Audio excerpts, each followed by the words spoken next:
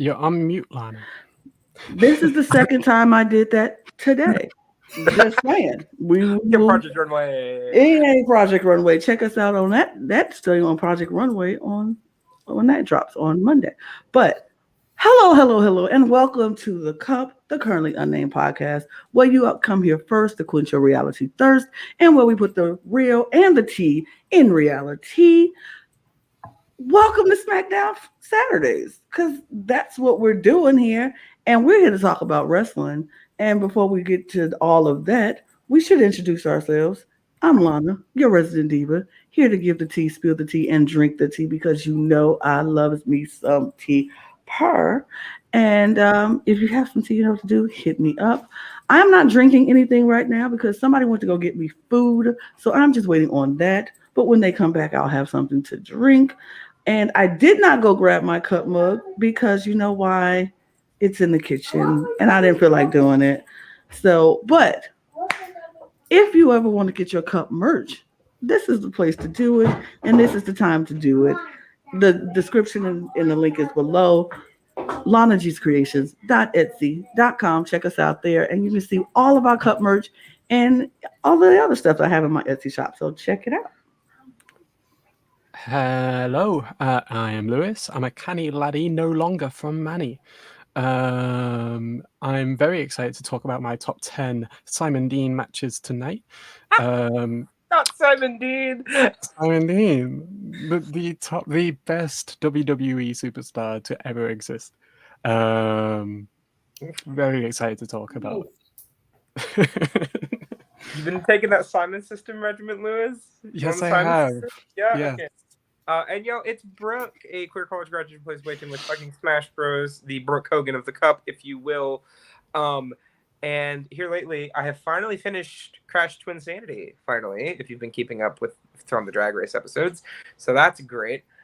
Next on my list is probably Crash Team Rumble for the PS4, because I just bought it, so we're going to see how that turns out. And yeah, I'm very excited to talk about hopefully a crap ton of great matches, and apparently Simon Dean.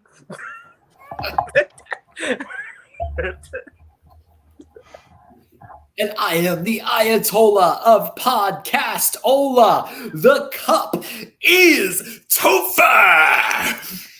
That's right, it's Topher here, and I am ready to rock through this top 10. We're going to go from 10 to 1, and you're going to know by the end of the day, once it's all said and done, what the greatest, most spectacular, obsessive wrestling matches for all of us are of all time. At least the last 3 decades. Armbar.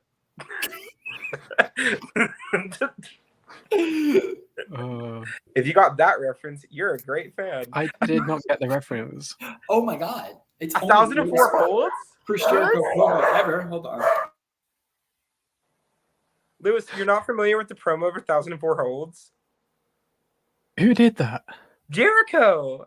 Yes, I am familiar. Yes, I'm about to say, even I remember that, Lewis. Like, it's iconic. Jericho's done so many iconic promos now. It's hard to keep track. That is very true. That is very true.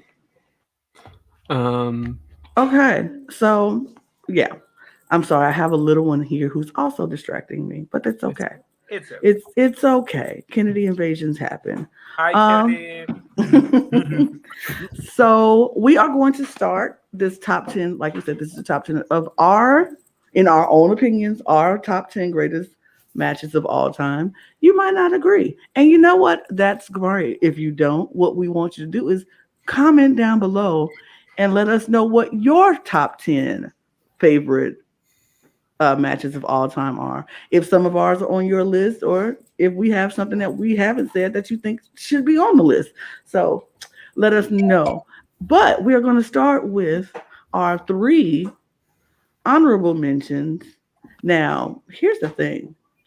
I don't remember my honorable mentions because I forgot we were doing honorable mentions. So I will probably have a new set of honorable mentions because now I have to think back to what honorable mentions do I.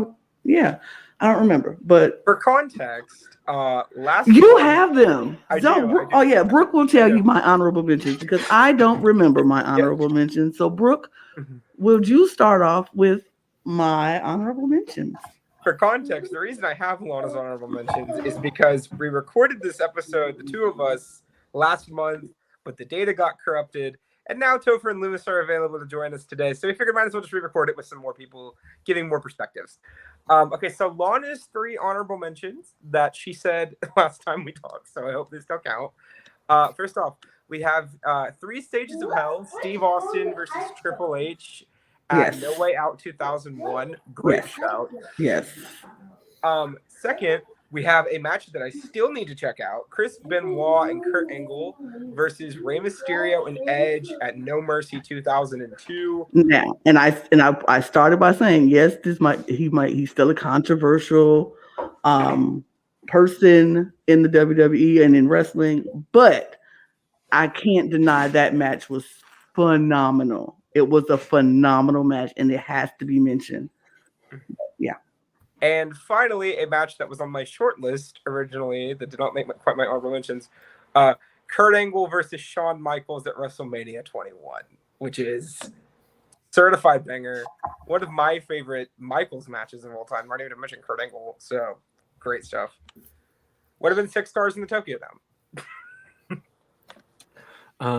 I'm glad that's been mentioned as an honorable mention because now I can take that out of my list and bump another one up. Because I want to get more matches mentioned. Anyway, my honorable mentions. Let's begin with Simon Dean versus the Boogeyman. No, I'm kidding.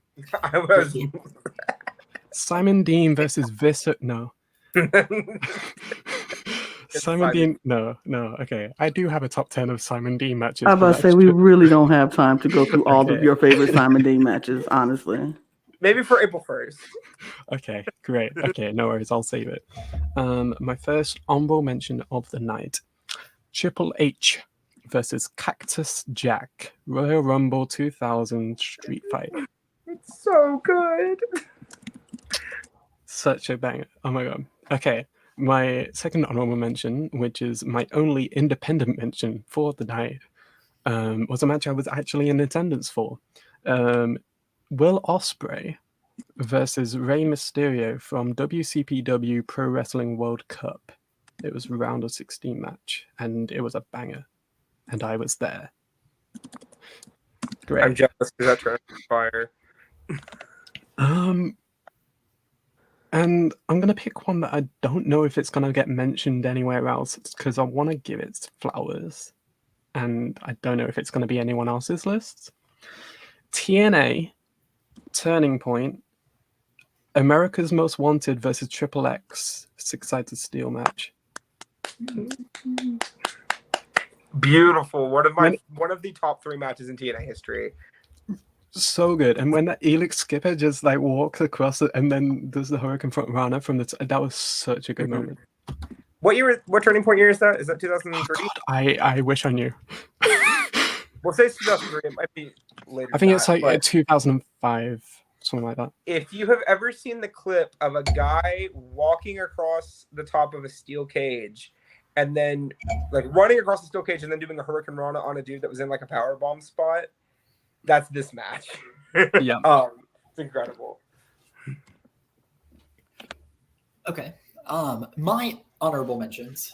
We're gonna start with Team Stone Cold Steve Austin versus Team Eric Bischoff at Survivor Series 2003. This match was so unpredictable to me because as a 13-year-old child, I knew without a shadow of a doubt that there was no way that Stone Cold was losing this match because his retirement was on the line, and he did. Stone Cold did not actually wrestle in this match. It was Shawn Michaels with the Dudley Boys, Booker T, and Rob Van Dam against Scott Steiner, Mark Henry, Chris Jericho, and Randy Orton. Yes? No.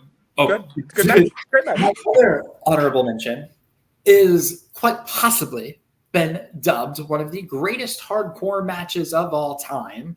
That's loose, in my opinion. However, it was Edge versus Mick Foley at WrestleMania 22.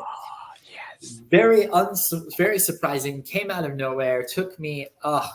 What a phenomenal match. And my last honorable mention is going to be because of the way better than it absolutely should have been. Vince McMahon versus Hulk Hogan in a street fight at WrestleMania XIX. The look of Vince McMahon when he comes up and the cameraman catches him and he's got that pipe and he's sitting there just staring at Hulk Hogan is a 5-star match anywhere in the world, I'll tell you what. And it would be, say it with me, 6 stars in the Tokyo. In the Tokyo Dome. So those are my honorable mentions. Just quickly drawing off the top of my head instant favorites. You know, I'll be honest. I did not think we were getting Vince or Hulk Hogan in this list, but I'm okay with it. Okay, so, it wasn't in the list. It's an honorable mention. Fair enough. Okay, so my honorable mentions, no particular order. First is a match that I did not want to include when I was originally drafting this. However, I cannot deny it is incredible, and that is Becky Lynch versus Charlotte Flair. Last woman standing at Evolution 2018. I don't like Charlotte. This has been well publicized on the pod at this point, but she did the damn thing. Next is a match that I feel like a lot of people have forgotten, even though when it happened, a lot of people loved it.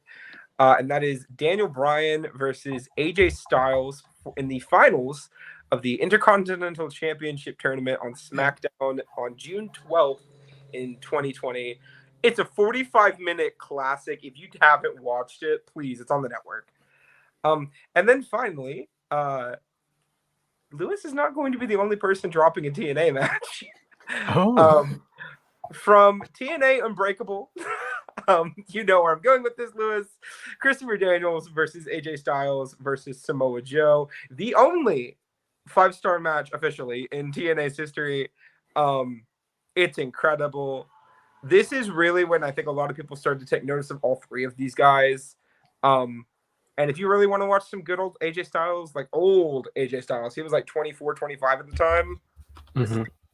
That match propelled the entire X division. I think the X division wouldn't have as much, well, I don't know what the word is. Prevalence? Is that a word?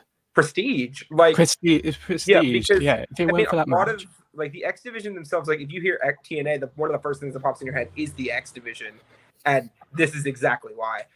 It's an incredible match. Also, the first time Samoa Joe took a loss in TNA. Fun fact. So there you go.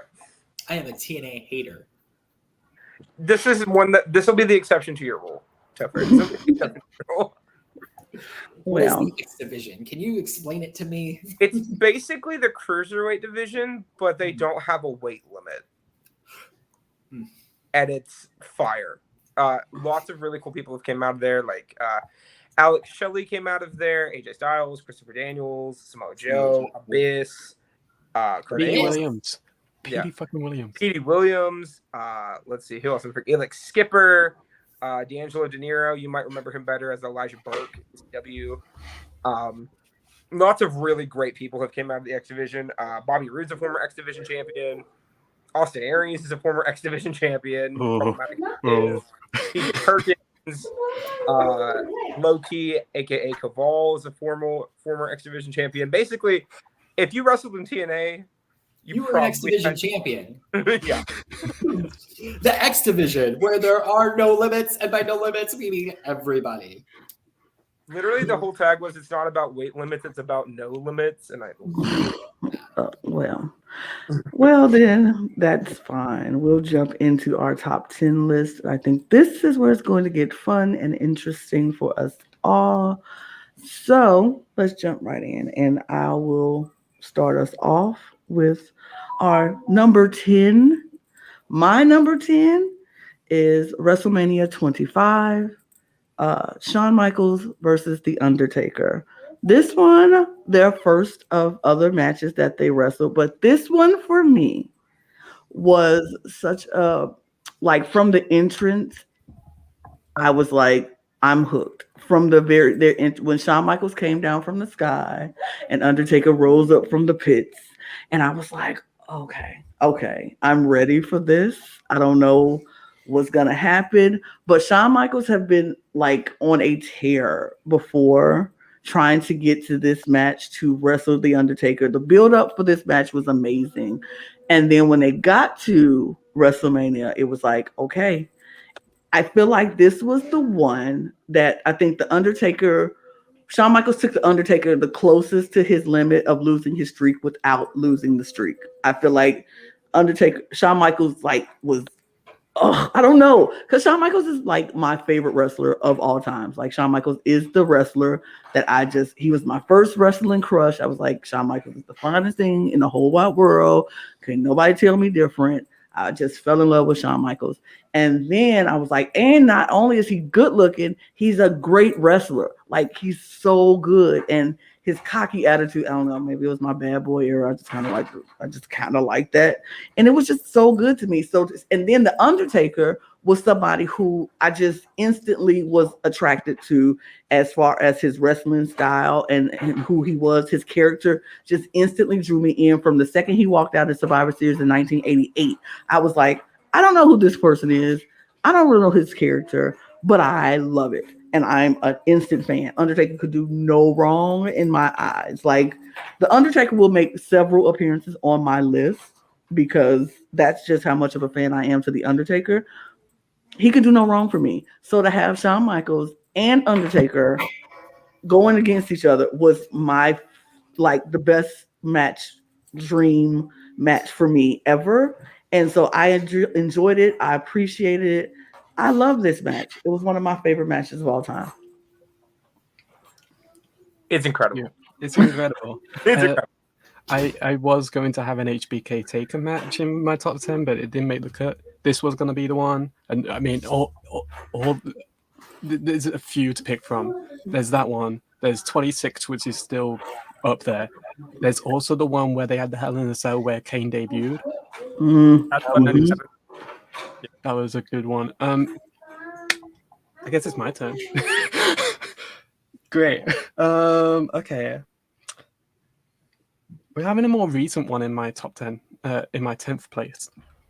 NXT Takeover Brooklyn 4. Ooh.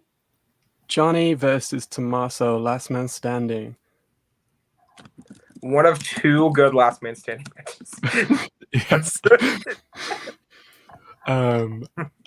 This entire storyline between DIY had me hooked for a huge amount of time because it ran for quite some time because Tommaso got injured for some time and then they ran it back again. But yeah, that Last Man Standing is probably my favorite out of all of the matches. There was that one unsanctioned match that was up there, but I still enjoyed the Last Man Standing a lot more. A lot of people talk about like the Undisputed Era portion of NXT being like peak NXT. No, Johnny Gargano Tommaso Ciampa is peak NXT. Like I as like an NXT super fan, I don't think they've ever beaten that era, personally, and I don't think they've ever had a better feud than that either. So it's incredible stuff. And it's a shame that we have not gotten Tommaso Ciampa really coming into his own on the main roster because Tommaso Ciampa as a heel champion when he was NXT champion and he's holding the belt like it's his freaking child and he's calling it gold, like classic. I don't know. Love Goldie. All right, my turn. Yeah. So let me paint the picture for you. Let me set the stage. It was 2005, okay? And in 2005, John Cena had finally won the WWE Championship. And we were over the moon. We rejoiced. We were so happy for him. And then he moved to Raw. And it was like, oh, this is good. We're shaking stuff up. But then the match is announced. SummerSlam. 2005, John Cena versus Chris Jericho for the WWE Championship. And I thought to myself, wait a minute. I don't want Chris Jericho to lose to John Cena.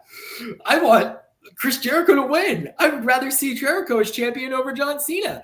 And I was like in my head watching this match going, let's go Cena, let's go Jericho, let's go Cena, let's go Jericho. And then Chris Jericho lost and I was crushed. I could not believe they did that. And that started my hatred of John Cena for the duration of John Cena in the late aughts. But Chris Jericho versus John Cena, for the first time that we had such a polarizing crowd back and forth against John Cena, proving why John Cena is both the greatest face and heel of all time. It was so spectacular. I remember that match like it was yesterday. I rewatched it a gajillion times. That is why it's my number 10 match. Correct me if I'm wrong. Was the night after on Raw the night where Jericho got fired from Raw?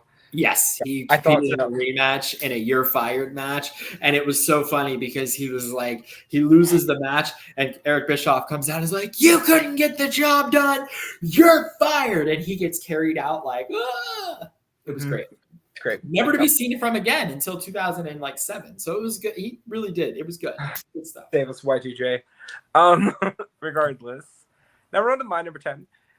Now, like I've mentioned many times on this channel before, I love NXT. I love NXT with all of my heart. And I may have just said moments ago that Johnny Gargano and Tommaso Ciampa is peak NXT. I fibbed a tiny bit. Just this much. That is my second favorite rivalry in NXT history. My favorite rivalry in NXT history involves two of the four horsewomen. And this is my favorite match we have ever had between any combination of the four horsewomen. It is Sasha Banks versus Bayley at NXT TakeOver Respect 2015, the Iron Woman match. Was that not Brooklyn? No, Brooklyn is their first one. The Iron Woman match is the second one. Now Brooklyn, incredible match. Delightful, fire, amazing, probably better than some of the matches I have in this top 10. However, I don't want to load up this card with Sasha Banks versus Bayley, so I'm gonna let them get one, and this is the one I chose for them. It was the first ever Iron Woman match. Some of my favorite spots in the history of pro wrestling are in this match. This is the one where Bayley hits the reverse Rana on Sasha off the top rope. That is not at Brooklyn. You have been Mandela'd into believing that.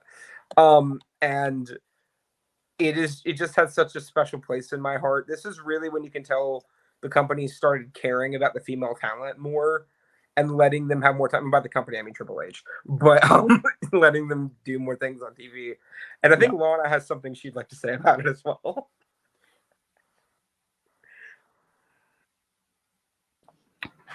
I am very glad that Brook started with that, because that is my number 9 on my list. I felt like that match was everything Sasha and Bayley just put on a show. And I think we knew Sasha at that point was leaving NXT, got called up to the main roster. And I felt like this was the perfect match for her to show everybody on the main roster who she is. And then the perfect way for Bayley to continue with winning and showing how amazing she is to continue the women's division on NXT.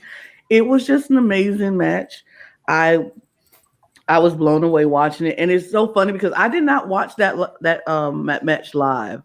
I watched it because so many people were talking about how great it is and how great it was. I had to go back and watch it. And so when I did watch it, I was like, oh my God. Right. This was such a good match. And a lot of people, and myself included, sometimes we try to downplay how great these women are in this sport and when they do. But it was like at this moment, they just showed how amazing they are and why they are superstars and not just divas. Like, they are really great athletes, and they showed it and they proved it. And I was just like, I'm here for this. I love it. It was just a great match. It's incredible. And again, Lana and I are on the same page. We love to see it. Period. Full disclosure, my list is shuffling as we go because I don't want to mention matches that I already mentioned, just because I want to give as many matches the flowers that we can give them. I feel like if your list is your list, you should stick to your list. And if it happens to match up with other people, it means that we're all in agreement on these matches are the greatest of all times. I feel like shuffling me in and out is taken away from what you've initially said. These are my top 10 matches. I'm only changing one match. So one match that is not in my top 10, and we'll talk about it after we go off air. Okay. But my number 9. Okay, I feel like this was probably, unless I'm mistaken, the first ever OMG moment of wrestling. Oh. That's a bold statement. OMG moment as in like, oh my god, that's never been done before. Oh my god, that's crazy. Oh my god, is he okay? Oh my god, he's moving. Oh my god, he's alive. Can I guess? No. Can I guess? No, absolutely no. Shut up, bro. What part of no don't you understand, sir? No. So my number 9 is Simon Dean versus Undertaker, Mankind, Hell in a Cell. Yeah, it's. I don't think there was a moment ever like that before it happened. 1999 King of the Ring, I think that was. I might be wrong. 98 King of the Ring. I will say this, Lewis. That match is also on my list, and it will make an appearance at some point. But we'll wait to see where it makes their appearance. I was like, Lewis is about to do like Superfly jumping off the cage at Madison Square Garden. Please, that was a live event, so it doesn't count. Topher, you're on mute. I said yes. That is a fantastic moment, but it did not make my list. Even though I did recently watch that match. I was quite xenophobic to my own country with the match that I omitted from my list. That's my clue for the match that I omitted from my list. My number 9 is also a first of its kind, if you will. And this match featured not 1, not 2, but 6 men. And this match was the Elimination Chamber from Survivor Series 2002 with Shawn Michaels versus Triple H versus Booker T versus Kane versus Chris Jericho versus Rob Van Dam. This was a culmination match. These 6 men all had a reason to be in this match. And they all put their bodies on the line. Without this match, we would not have Elimination Chamber at all because this would have been a flop. But because of the brutality of this match and the surprise victory of Shawn Michaels finally upsetting Triple H, who, even though he only had the championship for 3 months at that time, felt like he had the championship forever and could not be unseated. It was the reign from hell. And Shawn Michaels gave us a nice little interruption into that. So... Well, this was also during that time period where Triple H was basically ping-ponging the title with people, right? So, 2002 up until, 2005, Triple H was always, circling that world title. I believe it has been termed as the Reign of Terror, and yeah. You hit the nail on the head on that one, Topher. I wince every time I watch that frog splash, knowing what's about to happen. Yeah, forgot about that. All right. Yeah. So my number 9 is much more recent than anything that has been mentioned on this list. It is one of the very few times in wrestling where we as a fan base have collectively supported a wrestler, right? Who the company liked, but they never really did a lot with them. And we propelled them up the card into a singles match at the Showcase of the Immortals, not for a title. It's not Kofi Mania. I'm sorry. But it is Seth Rollins versus Cesaro at WrestleMania 37. Now, as I have made clear many times on this channel, I am a Cesaro stan account. Claudio, whatever you want to call him nowadays. He's killing it up in AEW. Great stuff. But the moment that I feel like a lot of people that are fans of him today became fans of him was when he was, I think it was 25 consecutive spins on Seth Rollins in the Cesaro swing at Mania 37. And then he won. Like, I'm sorry, but it's so rare that not only do we get a mid-carder getting a big push up the card, but we thought he was going to be world champion at some point. Obviously, that didn't pan out. But Cesaro winning this match was so euphoric to my little cynical wrestling fan heart. And I am so happy that he's doing some incredible stuff in AEW nowadays. And not to mention, Seth was incredible as usual. So, great stuff across the board.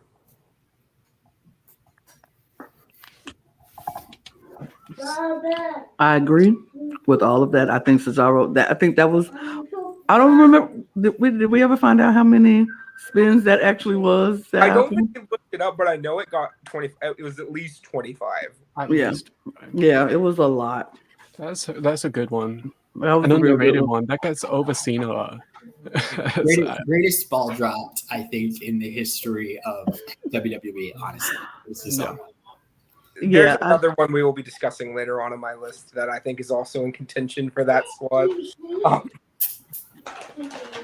That's great. Okay, let me get my life together because we need to talk about number 8, and somebody might have mentioned it a little bit. Somebody might have said something about it, and so I'm just gonna bring it up because my list consists of matches that, number one, I feel like are the greatest because of the technicality of the matches.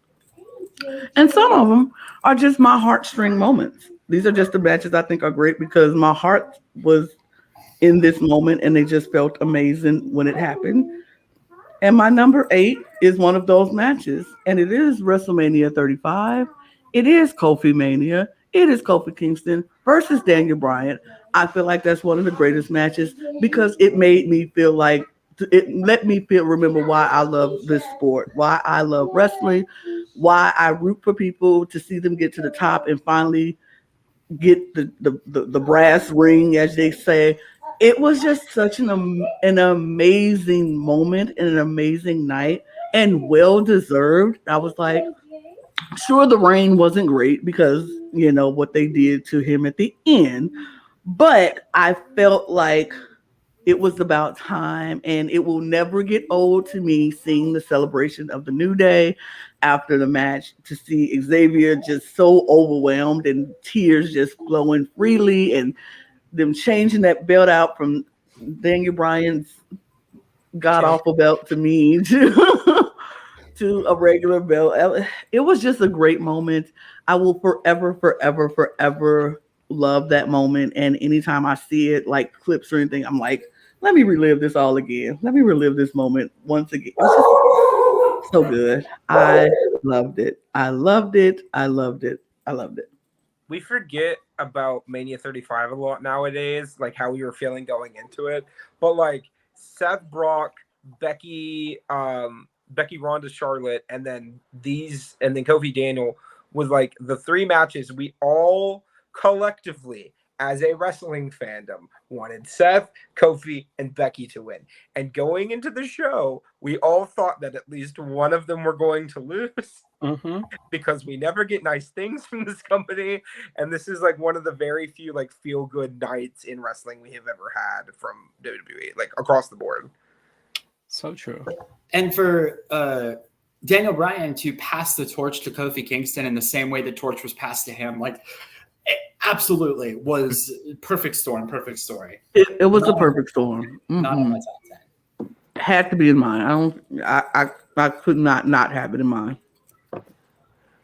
No, I'm very appreciative that it's being represented. Speaking of representation, I'm British. Who would have thought? I had no idea. And this match represented British things. No, okay. So SummerSlam '92, British Bulldog, Bret Hart, in the middle of Wembley Stadium. I'd go as far to say the best Intercontinental Championship match. You know, a lot of people would argue with that, and I would even argue with that, but I don't think it's like a bad take at all. Well, what's like, the counter? You'll see. Oh, it's on. Okay. The other day, my luggage was so heavy. It was almost, I had to carry it almost as hard as I had to carry Davey Boy through that match at SummerSlam 1992. Also, Chris Bulldog winning at the end, spoiler alert for a match that happened 30 years ago, but like it's one of those feel good moments in wrestling history. Like incredible stuff. Yeah.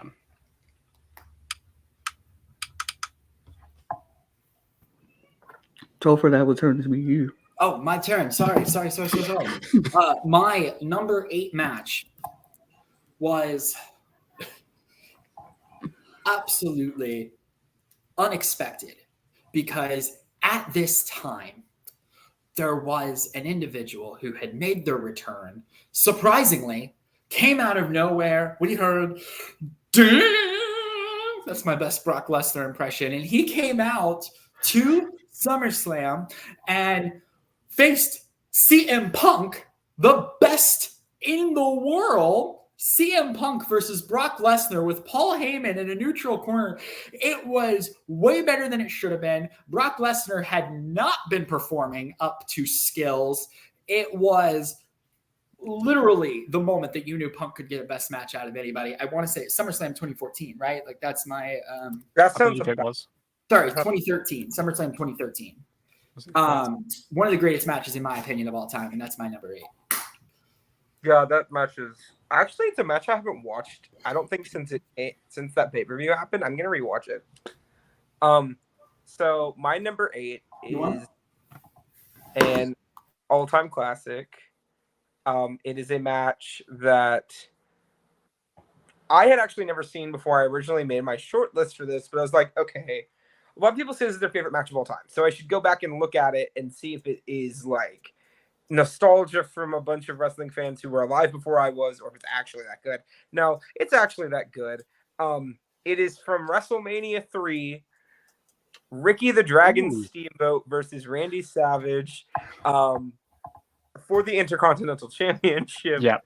The second best Intercontinental title match of all time. In my opinion, the second best IC title match of all time. You'll see number 1 just a little bit. Fun fact, this is actually also my second favorite Mania match now. It is there's one more on here as well. This is also one of the best finishes in the history of professional wrestling. If you have not watched this match, I dare not spoil it for you here. But just know this is a blood feud culminating at WrestleMania during a time period when that was exactly where blood feuds culminated every time. And it is inarguably a legend match, period. When WWE starts inducting matches into the Hall of Fame, this is definitely going to be one of those like surefire first ballot, like definitely getting in the Hall of Fame matches. It is celebrated to Kingdom Come on arguably one of the best WrestleManias of that time period as well. So yeah, WrestleMania 3, Randy Savage versus Ricky Steamboat. It wasn't the match that everybody came paying for the pay-per-view to watch, but it was the match everybody left talking about. And that, I believe, is the match that gave the Intercontinental Championship that label of the workhorse belt. Well, I mean, especially because, I mean, a lot of people just, when you talk about WrestleMania 3, most of the time it's just Hogan Andre. And again, Hogan Andre, for what it is, right, which is a spectacle, right? It's not trying to be a technical masterpiece. Lord knows Andre couldn't have done that. And Hogan couldn't have either, let's be blunt. It's a spectacle. This is purely pro wrestling. I don't want to say at its finest, but at its most pure. Right. A story where a good guy and a bad guy fight for supremacy. And again, I'm not going to spoil the ending, but the ending is so satisfying. It is one of my favorite. Honestly, it might be my favorite finish to any wrestling match ever. It is that good. Right. Yeah, great stuff. Great match. Lana, if you're back, let us know. Let us see. If not, I'll start with my 7. Sweet, let's go. I'll start with my 7, and then I will pan back to Lana when she's back. Okay, now number 7. Ooh, okay. This is yeah. All of these are favorites of mine. I love this one, especially 2002 SummerSlam. Shawn Michaels Triple H in the unsanctioned match. Such a fucking banger, and the story of them two heading into that match, I say I was watching at the time. I had to go back and watch, but the storyline was probably my favorite between them both. It's so crazy to imagine that this wasn't even going to be Michaels Triple H until literally a month before the show. Is that true? Yeah, it was originally going to be Shawn Michaels, Vince McMahon at SummerSlam that year. Yeah. I found that out today, actually, because I can't remember if it was Cultaholic or What Culture or Wrestle Talk. One of the wrestling channels posted this 10 matches at WrestleMania, not WrestleMania, at SummerSlam that got scrapped, and it was all these matches, and a lot of them we knew about. They had Riddle and Rollins from SummerSlam last year on there, but yeah, I didn't know about that. But honestly, this match, I can't imagine us getting Michaels McMahon at SummerSlam. No, After I thought it always had to be Triple H. Every interview that I have seen is it always has to be Triple H. Mm-hmm. But hey, what do I know? I'm not an alcoholic. Good match though. Oh, what's that? Topher, did she win? She won. She made final 2. Yay! She made final 2. That was what this game was. The final 2. I could not be more proud of her. Oh. Okay, my number 7. This match was again a WrestleMania match that we did not pay to see, but was the one that we left walking away talking about. It's not for a title. It's a regular match, and that is WrestleMania 19, Shawn Michaels versus Chris Jericho. The build up to this match, when you start off with WrestleMania or with Royal Rumble, and Shawn Michaels says, I'm going to be number 1 because I'm going to do it again. And Chris Jericho's like, I can't be number 1 because Shawn Michaels took number 1. And he bloodies up Shawn Michaels and throws him out of the ring. And then you get that Chris Jericho wanted to be Shawn Michaels. And you have that an incredible back and forth with Shawn Michaels winning essentially with a roll-up, a wrestling move. And Chris Jericho having that moment where you're like, oh my God, they're about to hug. What a beautiful moment. And then boom. Low blow, Shawn Michaels goes to his knees holding on to Chris Jericho, and Jericho just shoves him off.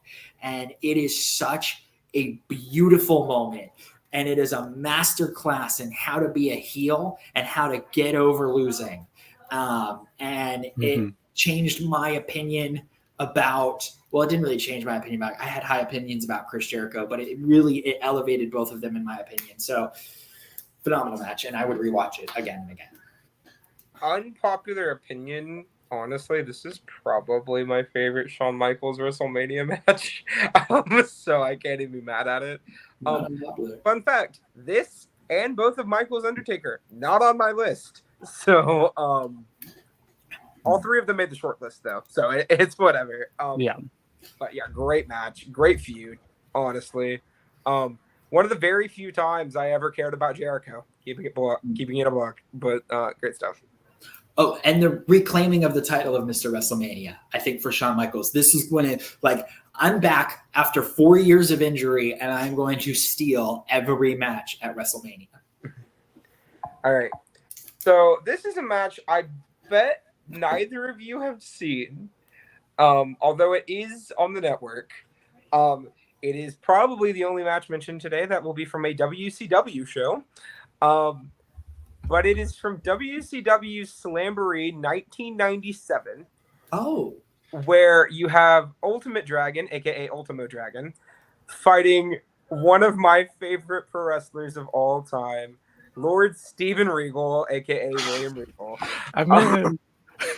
I hate you every minute just a little bit more than regardless. Now, and this is also for the TV title, for the record. Now, a lot of people are like, oh, William Regal's a great wrestler. He never really had any matches, though, that were top tier. No, they're a dirty liar. This is probably the best example of a wrestling match on my list. That's like, well, no, that's a lie. But purely like a technical wrestler that the entire match, the whole gimmick is Regal is wearing Dragon down, trying to put him in the Regal stretch. That is the entire match, right? You have Ultimate Dragon's manager Sonny Ono at ringside getting involved, interfering. And remember, Ultimate Dragon is the face because Steven Regal is never a face, ever. But it's so perfect. And it's a very underrated match, in my opinion. It's not very long either. It's the opening match of Slamboree 97. If you have the time, go on the network and watch it. It's incredible, and I cannot recommend it enough. That is a great match, by the way. It is. Yeah. I agree. Okay. And yes, I am back. My number 7 match is actually a very recent match. I feel like this match was recent and it just turned out to be one of my favorite match of like for a long time. And it is Clash of the Castle. I was there. I know you were there. And it is Gunther versus Sheamus. That match was amazing. It just, for me, it just solidified how incredible Gunther is as a wrestler. He was not on my radar before, and even though he had been in the company for a minute and he had been on the main roster, he was just not somebody who I paid a lot of attention to. But when I watched that match, because Sheamus, of course, we love Sheamus. Sheamus is an amazing wrestler. He's a brawler. He's a fighter. That's just what he does. I was a fan of Sheamus, and I was like, I want Sheamus to win this match. That's just what I want to see happen. Then I watched Gunther and Sheamus go back and forth and back and forth. And I was like on the edge of my seat the entire time because it was just good wrestling. It was good fighting. It was just such a good match. I enjoyed every second of it. And I didn't expect that to happen. I went to this card. That was not the match I was looking forward to going into this show. But this literally took the show for me. I was like, this is the best match of the night. And I don't care, argue with your mama or argue with the wall. I don't want to hear it because this was the greatest match on that card for me. And I was like, who would have thunk it? I was so entertained. I could not sit still. I was just like, reacting all over the place. My folks thought I was crazy because I was screaming so much watching this match. And if you get me that excited about a typical, what's supposed to be a typical wrestling match, you have done your job. And I have to give flowers where their flowers are due. Gunther and Sheamus stole the show for me at Clash of the Castle. And it was amazing. I just, there are no other words to say besides that was one of my favorite matches of that card. There is actually, Lana, can you go ahead and swap that tag to 6? Yeah. So Gunther versus Sheamus at Clash of the Castle 2022 is my number 6 on my list. Oh. Again, Lana and I are on the same page. We were here. This is my favorite Intercontinental title match of all time. This is, God, it's so hard to say this is my favorite Gunther match because there are so many good ones. Him and Ilya Dragunov wrestled so many wars. Him and Pete Dunne for the UK title originally is so good too. Tyler Bate as well. God, just watch Gunther's entire UK title run. Just watch the whole thing. But this is my favorite Gunther match. This is also my favorite Sheamus match. And, you know, we talked about, Lana mentioned, we all love Sheamus, but I feel like a lot of the people, we liked him, right? And we respected him. Mm-hmm. But this was the first time he had ever been in a match, at least in recent memory, that people were like, oh, this man is still this good. Yeah. Because I remember when he was having that feud with Daniel Bryan all those years ago, and they had that 2 out of 3 falls match at Extreme Rules. Mm-hmm. And a lot of people were like, oh, Sheamus is like a really good wrestler on top of like having good character work and good punching and shit. But no, this is incredible. Sheamus is still the man to take this belt off Gunther. I don't care what anybody says. Gunther can have this belt until Mania 40. Sheamus wins Royal Rumble this year, and instead of going for a world title, he challenges Gunther for the IC title. I want it. We all need it. But Hey, they used Money in the Bank on the U.S. title. It can happen. Okay, it's a guaranteed match contract at WrestleMania. Mm-hmm. Okay. And also, why would Sheamus want a belt he's already won? Okay, he can win the IC title, get that Grand Slam that's eluded him for so many years. He deserves it so much. And again, sorry for going out of order, but it just felt more natural this way. It felt natural that It way. felt natural. You did a I good would- job. Yeah, I wanted it to go that way. Not on my top 10 list, but it was the match and event that made me go, ooh, wrestling is good again. Do we want I was to go there. away for 6? And just since we're already headed this way, go the other way Oh, for 6? you want me Yeah, to let's go. Yeah, go ahead, Topher. All right. My number 6 match is probably a sleeper because we're going to take a revisit to the olden days of Brock Lesnar when Brock Lesnar was good. This was pre-UCF, UFC. What do I know?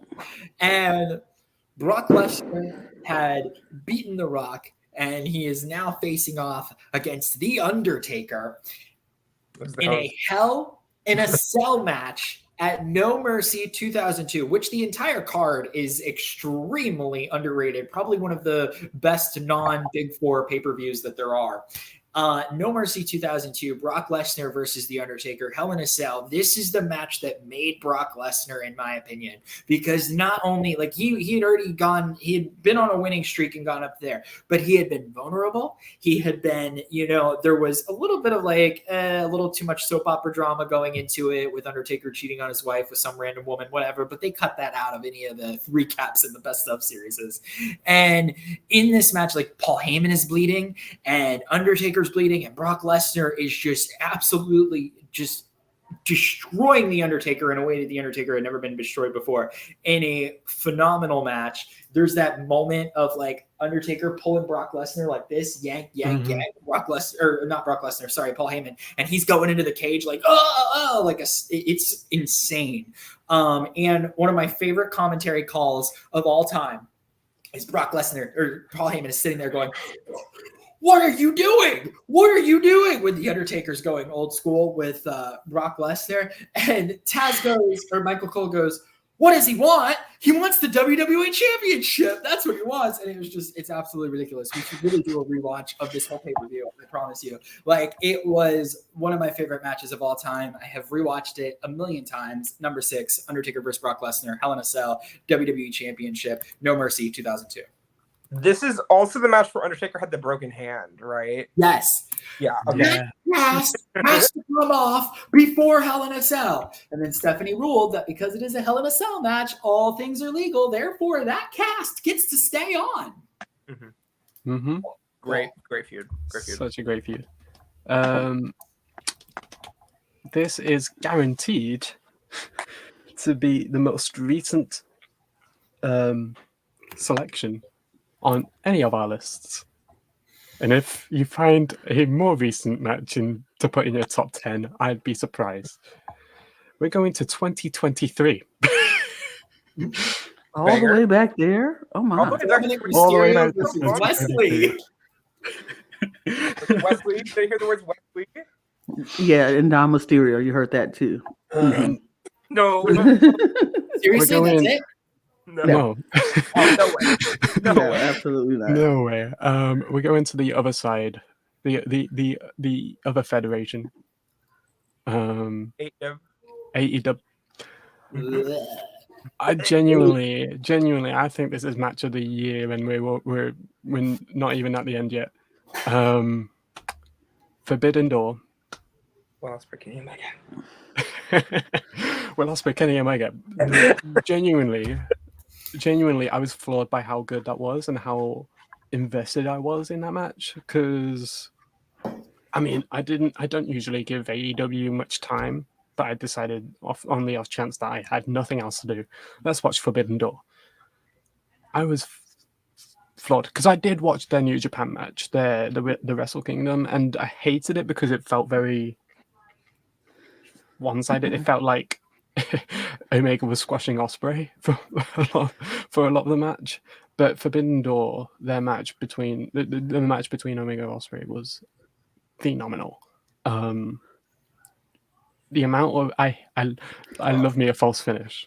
the amount of false finishes in that match was incredible.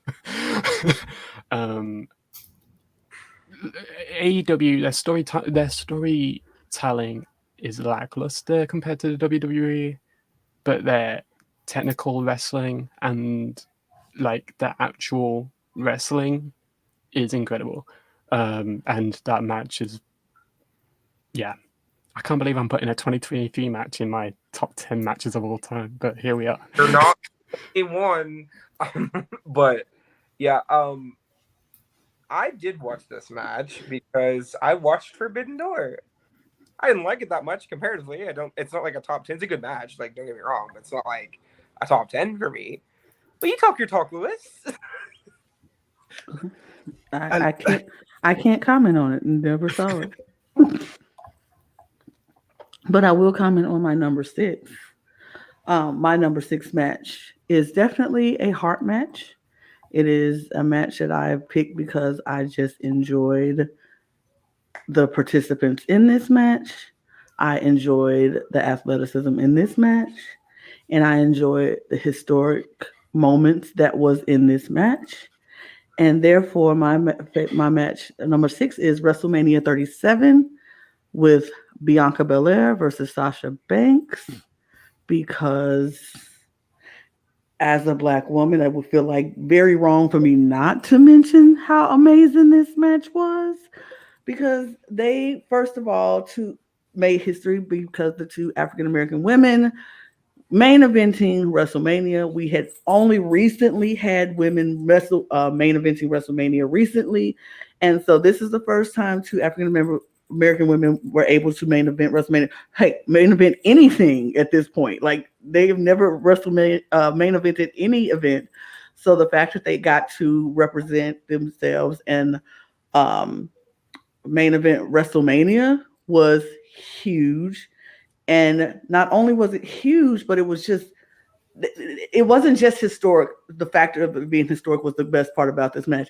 It was the way they performed in this match that made it so great to me. Like, they took in the moment, they acknowledged the moment. They were like, okay, here we are, girl. Look, I see, this is it.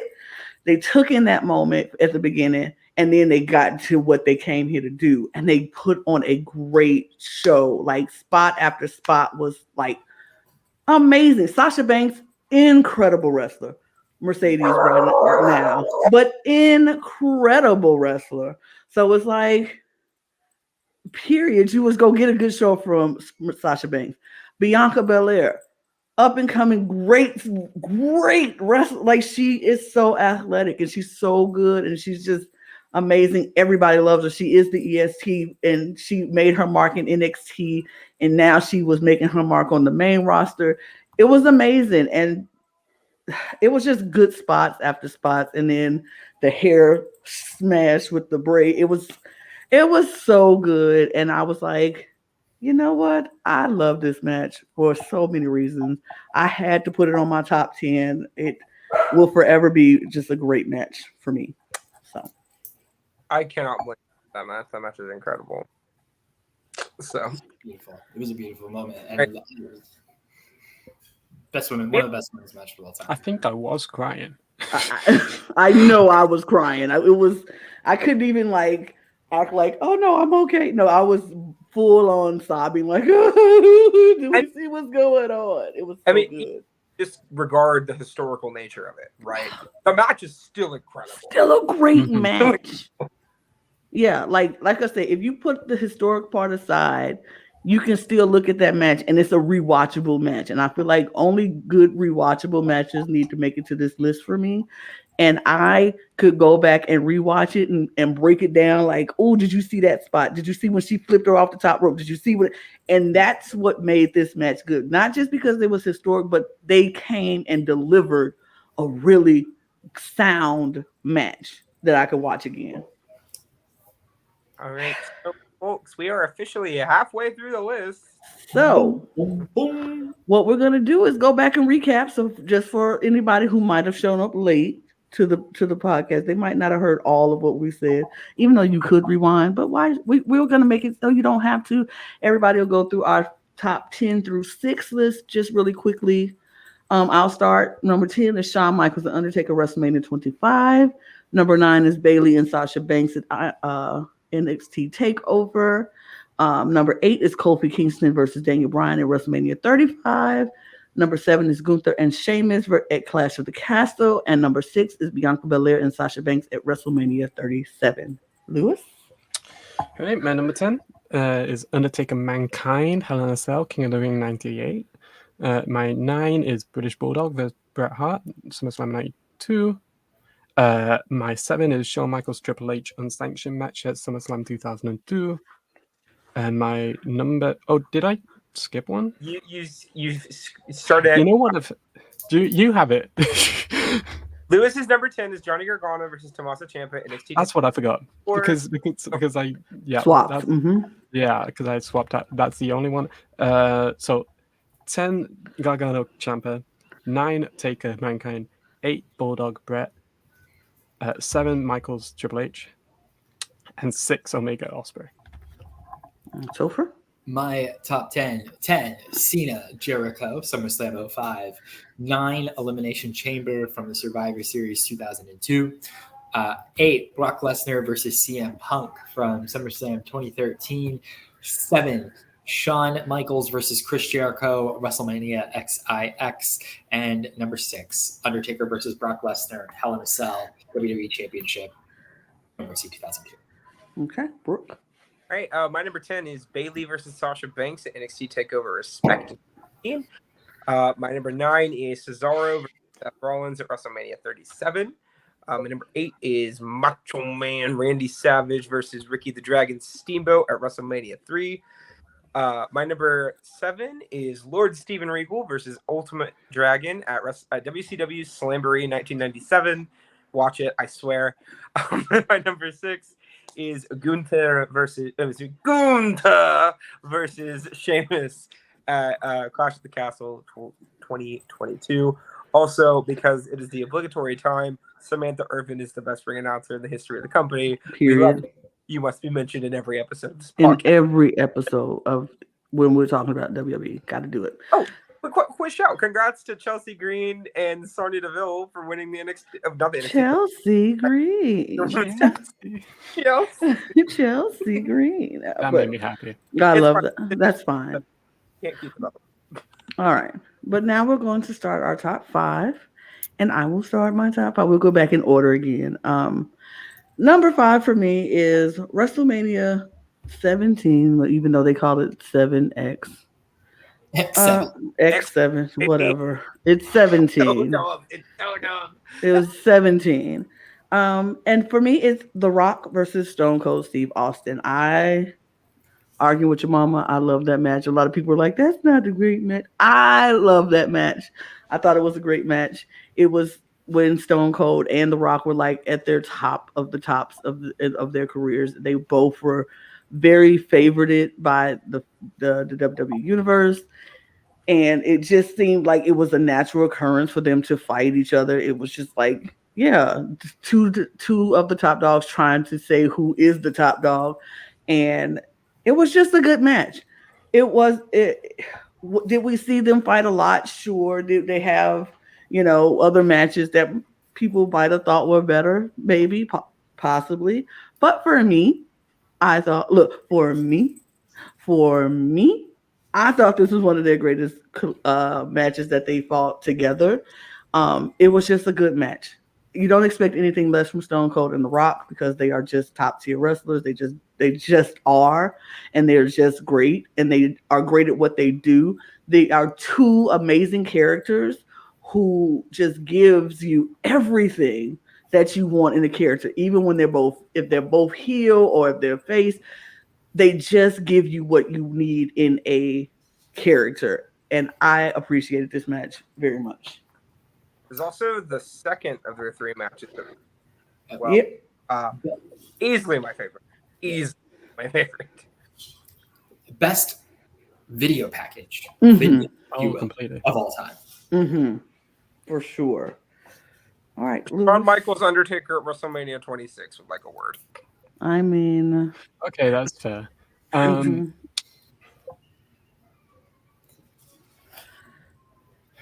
All right, Lewis. Odd. I just completely disconnected. Oh no, we hear you. We're just waiting for your 5. Hear you, see you. Well, see you, though. no, we don't. Okay. Your- Well, Topher, you go until Lewis comes back. Your number Yes. 5. All right, number 5. For me, if it wasn't for this match, I may not be a wrestling fan today. Oh. I did not get to see this match happen live. I saw this match on VHS tape when I was a wee little lad. I was 10 years old, and I started going to Blockbuster, and I started renting VHS tapes after I had became a fan. And this is Triple H versus Cactus Jack, Royal Rumble 2000 in a street fight for the WWE Championship. The reason why this match is so pivotal for me is because, one, the video package before the match took place, where Mick Foley was fired and Triple H was the one that did that, and he's the bad guy, and he's this clean, pristine looking, like student of the game type person, and Mick Foley is like looking pathetic and weak, and he's getting made fun of as Mankind. And when he says he's going, and for this match, I'm gonna declare a substitution, and he pulls off his shirt, and you realize it's Cactus Jack, and it's like, oh my god, and you realize this man is completely different, and this is in the Madison Square Garden. This is Mrs. Foley's baby boy. This is the moment that Triple H becomes a superstar, because he's literally driven to the limit by Cactus Jack. He's brought to that next level, and kudos to Mick Foley as a person, because realistically, like in hindsight, looking at him, he is always the go-to opponent after somebody has won a championship to really elevate them to the next level. So that is why Cactus Jack versus Triple H street fight. Oh, and I had never seen anything like that before, with the barbed wire and the blood and the staph infection. The 90,000 unprotected chair shots to the head. Oh, it's a different time back then. I mean, okay, no knock. And this is not Royal Rumble 1999. This is Royal Rumble 2000. They're both bad about it. They are both bad about it. Yeah. 99 is easily worse, but like neither one of them are great about that. This match is incredible. I wanted to talk about it during Lewis's honorable mentions earlier, but no, it's great. It's great. Yeah, Catch me, that catch. was this the match where we had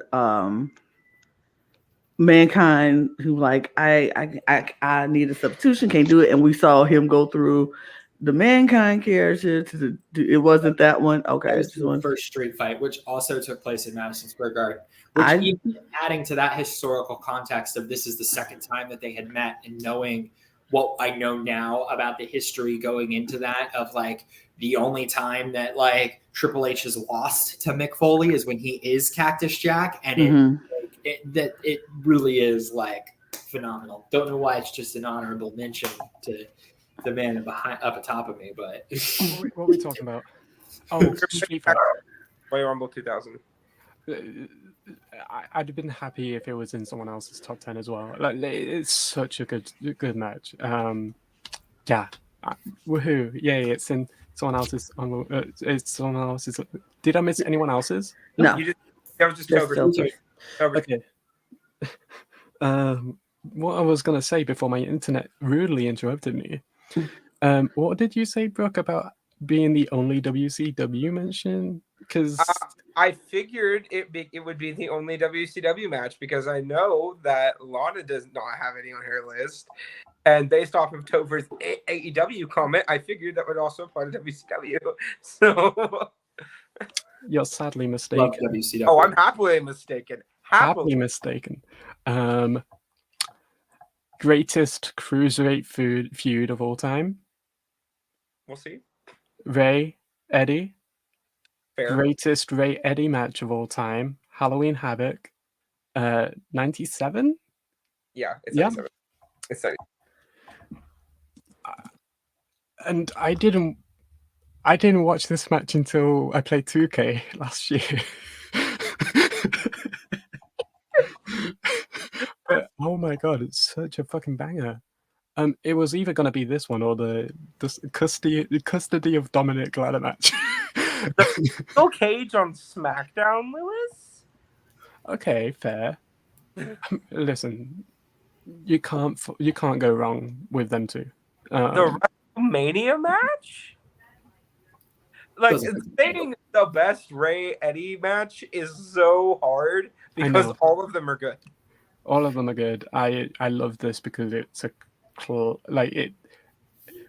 it apparently it's a classic, and I didn't know about it until last year.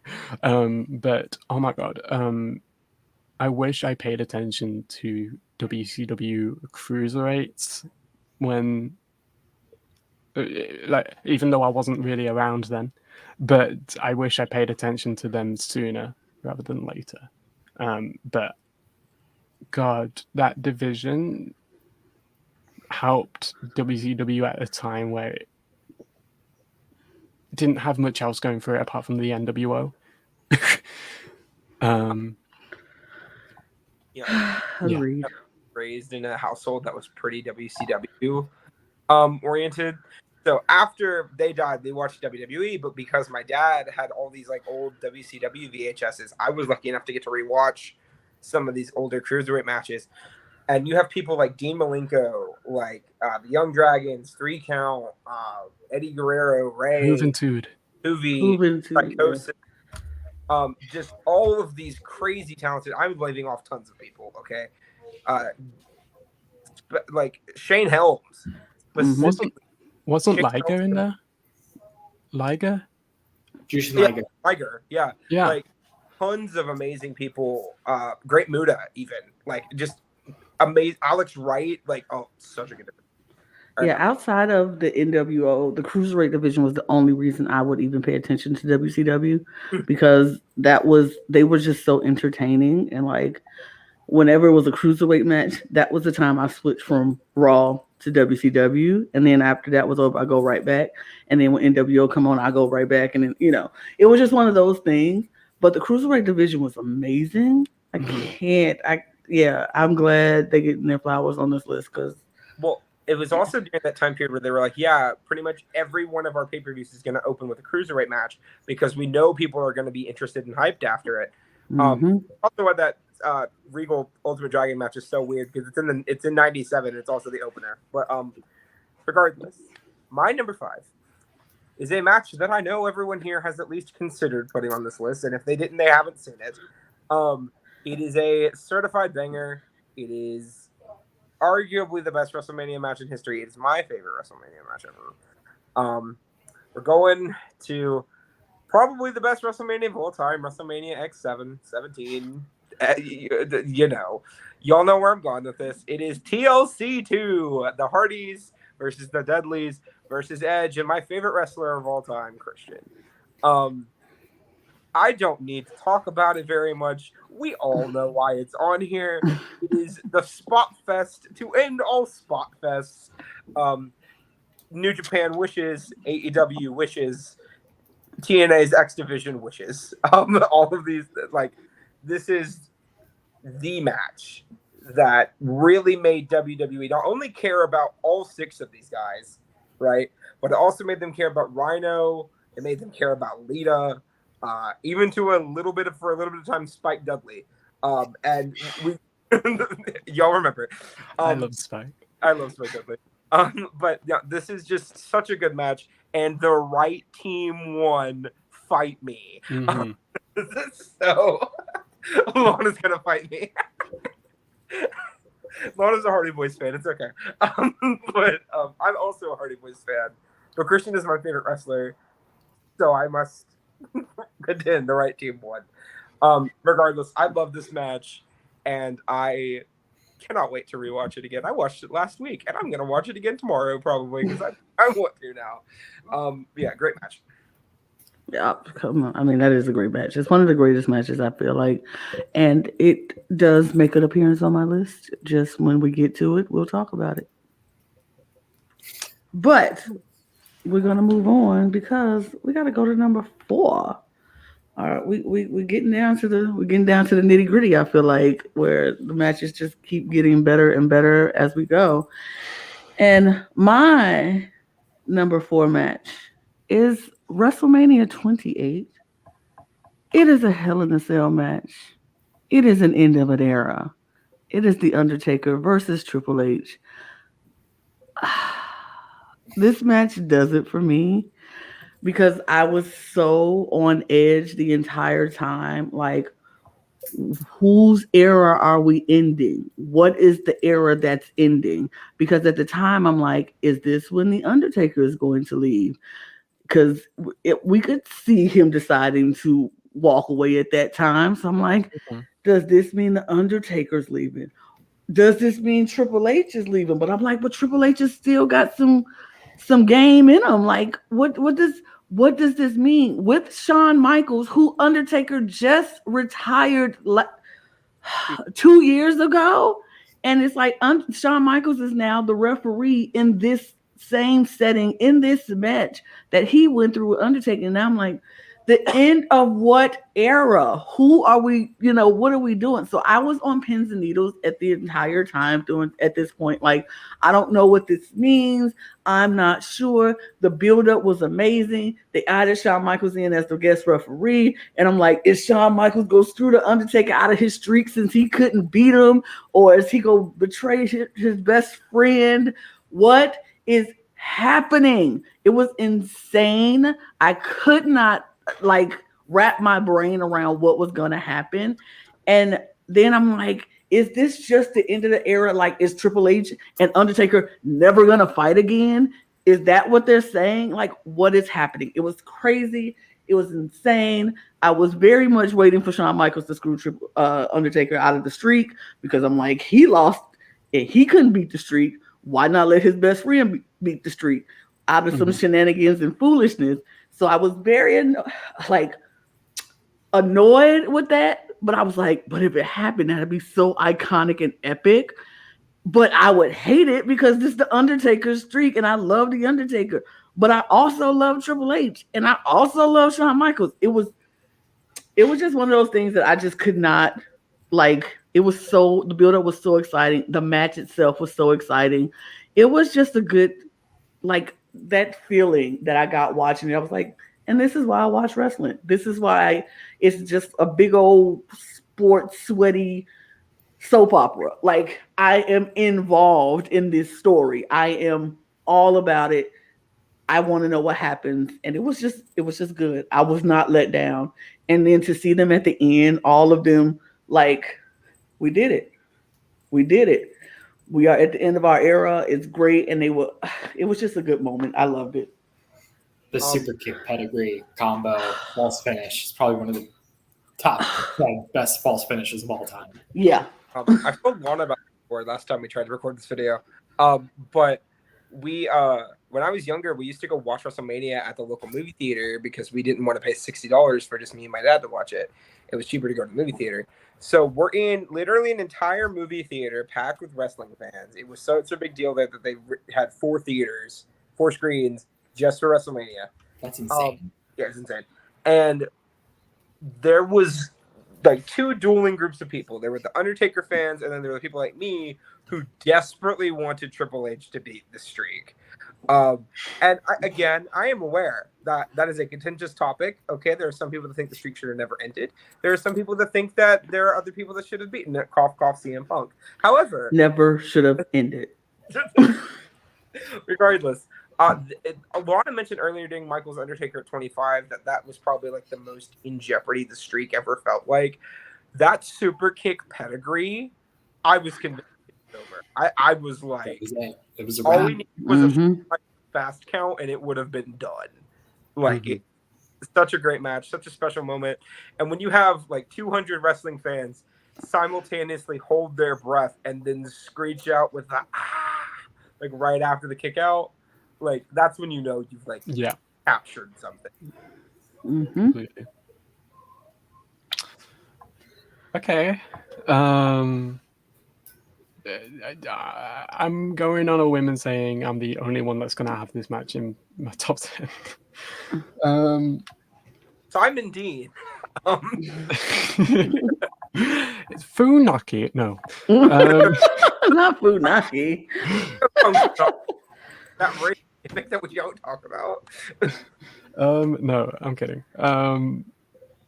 Kenzo Suzuki. No. So. Hey, Hey, don't feel like that. This is probably the earliest rivalry that I've. Yeah, I think it's probably the earliest rivalry that I've actually found myself invested in, and I didn't know about it until about a decade ago, thanks to WWE games. WrestleMania 13. Ooh, underrated WrestleMania. I think it's 13. I might be wrong. Mhm. Stone Cold, Bret Hart. What a match! I think the way that I think it's probably one of the best match endings that I've. I might be wrong about that, but it's one of the best match endings of all time.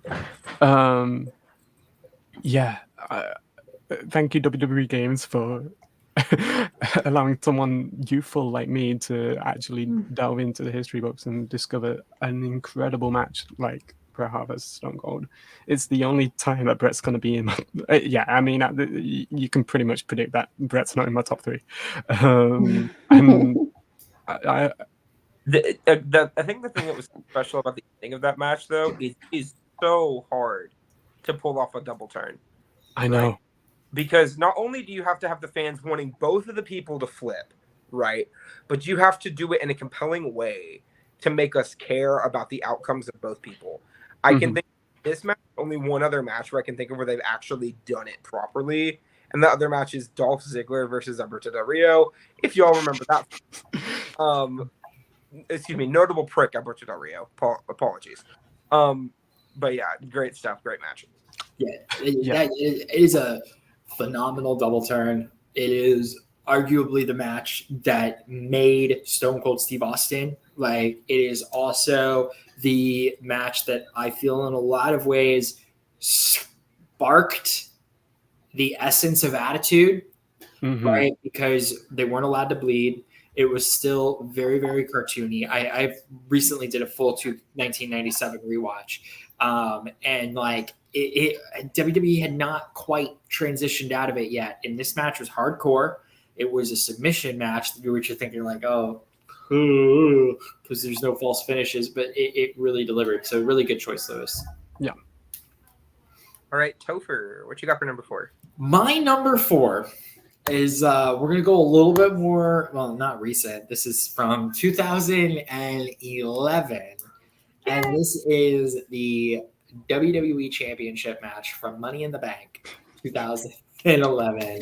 CM Punk versus John Cena. Now, this match was intriguing because they really, really played the smart fan, right? Because we all thought, John Cena is in a Super Cena era at this point. John Cena does not really lose matches. We had not quite got to the summer of Punk exactly just yet. You know, this was shortly thereof. We weren't quite there yet. And for all we knew, CM Punk legitimately was supposed to leave, right? Like, if I'm remembering where I'm at as a fan then, I'm not expecting CM Punk to win this match because of the fact that he's supposed to leave. He's not re-signing, whatever. And then he wins and does that beautiful moment where he sits up on the freaking barricade, blows a kiss to John Cena with the WWE Championship, and leaves. That was an amazing back and forth match. This is one of the reasons why they call Big Match John, because when the moment is right, he delivers. And this is, God, like, I wish CM Punk was not such an a-hole, right? Like, if he just wasn't a terrible human being and a really whiny person, not terrible in the context of other wrestling terribles, but like just not a great guy. Okay. And like, he would be one of the best of all time. He is one of the best of all times. And this match proves it. So that's all I got to say about that. You know, if Wes was here, you all would be having a nice spirited discussion about the quality of CM Punk's character at the moment. But does he think he's a great guy? I don't. Very big fan. He's just a very big fan. I was too. All right. So for my number 4, y'all really did not think you were gonna get my top 10 and not deal with Liv Morgan, did you? Did you really think? Did you really think you were getting this without me getting Liv Morgan in here? No, you're foolish if you did. Now she earned this slot. Let me make something abundantly clear. This matchup is unironically amazing. And if you do not remember, Liv Morgan versus Becky Lynch from the December 6th, 2021 edition of Monday Night Raw for the Raw Women's Championship, the main event, I might add. Liv Morgan, Raw main eventer, queen. This is a 20-minute classic. It does suffer a tiny bit from the commercial breaks, but that's just TV. Like TV, it does happen. But it's such a great story. It was so compelling that a lot of people thought Liv was going to win the belt at Royal Rumble, when every little piece of logic in anybody's wrestling head was telling you, no, dumb. They're setting up more than that. It's not going to be Liv. It's going to be somebody else. Cough, cough, Bianca. We all knew where it was going. And Liv did not win this match. This is probably my favorite finish of any heel win ever. You get Becky cheating to win, but not in anything creative. It's just Liv got outfoxed, and it was really the first time where the fans had swelled behind her. We all wanted her to win this match, and she didn't, and it hurt, it was painful, but it was beautiful, and it really set her up down the line to, runner-up of Royal Rumble, winner of Money in the Bank, SmackDown Women's Champion, 2-time Tag Team Champion, the only woman to pin Ronda Rousey 3 times, etc., etc. I could go on. So, Liv, you have been such an inspiration in my life, and I just wanted to be, I guarantee you, the only person out of the 4 of us to give you your flowers on this top 10. Yeah, you're right. Not that you can guarantee that. Not that we don't appreciate Liv Morgan for the amazingness that she is. It's just, she ain't making the top 3 for none of us. I'm sure about that. Give Liv a chance. Great top 50. Maybe top 50, but you're not making it. Not. I don't know. I just don't. We just had. Liv, you're amazing. You're wonderful, but I have. Go ahead. She not well? Yeah, she got re-injured on Monday. And Bailey got injured as well. Experience because of this, so you get your good with your bad. Her shoulder got re-injured. They made her come back too quick for the match. Too quickly. Mm-hmm. Not many good shoulders right now. Yeah, not like good shoulders. Feels like 20 over again. Oh, yeah. So let's move on to number 3. My number 3 has been mentioned before, and you know what? I don't care. I will mention it again because it was great when it was mentioned before, and it's even better now because it's 3. And because Lana's the one doing it. I wouldn't go say it, but you feel free to say that. It is WrestleMania X7. It is the Dudley Boys, the Hardy Boys, and Edge and Christian TLC match. That match has a permanent residency in my head. I will forever watch that match over and over again. Anytime I see clips, I'm stopping. Anytime I think I just want to see a good TLC match, that's the one I go to. It was just a really good match for all the reasons in the world. And yes, I will fight Brook. I think the wrong team won because it should have been the Hardy Boys. And I don't care. It is what it is. But whatever. It's fair. It's a fair take. I'm not out of that take. It is what wrestling where somebody could tell me any of these 3 teams should have won, and I can look at you and be like, yeah, I could see that. Exactly. I agree. Because any of the teams winning would have been amazing because they put on the best show that you could have ever wanted to see in a match. And then they not only did it once, they did it 3 times. Each time just seemed to get better and better and better when they did it. And it was like, this is a dream team of 6 people who just have the chemistry to work together. And 6 people should not have that kind of chemistry with each other. Like, they should not be able to pull off matches time after time after time as good as these 6 people do, but they just worked. It was like everything was on the stars were aligned for them. They clicked on all cylinders every single time. They put on a great show. Everybody got their moments to shine in these matches. And in this match in particular, everybody had something that you go, oh my God. It was just a great match all around. I cannot get that out of my head. I cannot. If somebody asked me, a new wrestling fan who had never watched wrestling before, said, what match should I watch? That's just going to make me say, wow, this is wrestling. This would be one of them. This would be one of the matches that I direct them to and say, you should watch this because this is going to show you how exciting wrestling could be. And if you don't say, oh my God, at least a minimum 5 times, I don't know what match you're watching. It was just that good. And it's one of my favorite matches. It is the ultimate spot fest. And I mean, the best way possible. It was the best. It was the best. I can't. 3. My 3 has already been mentioned. 3. The best triple threat that I can ever recall. TNA, Unbreakable, Samoa Joe, Christopher Daniels, AJ Styles. You need to watch it if you haven't already. The entire show is available on YouTube for free. It is. It is. What made that match so incredible, though? Because for somebody who has not watched it, I would love to know. I think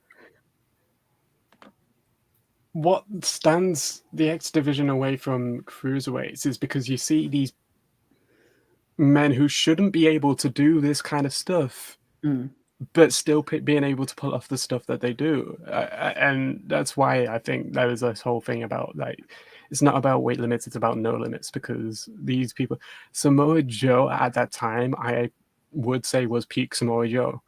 Out here doing suicide dives, doing some crazy mess. You have AJ Styles and Christopher Daniels, who are arguably in contention for the biggest set of rivals in wrestling history.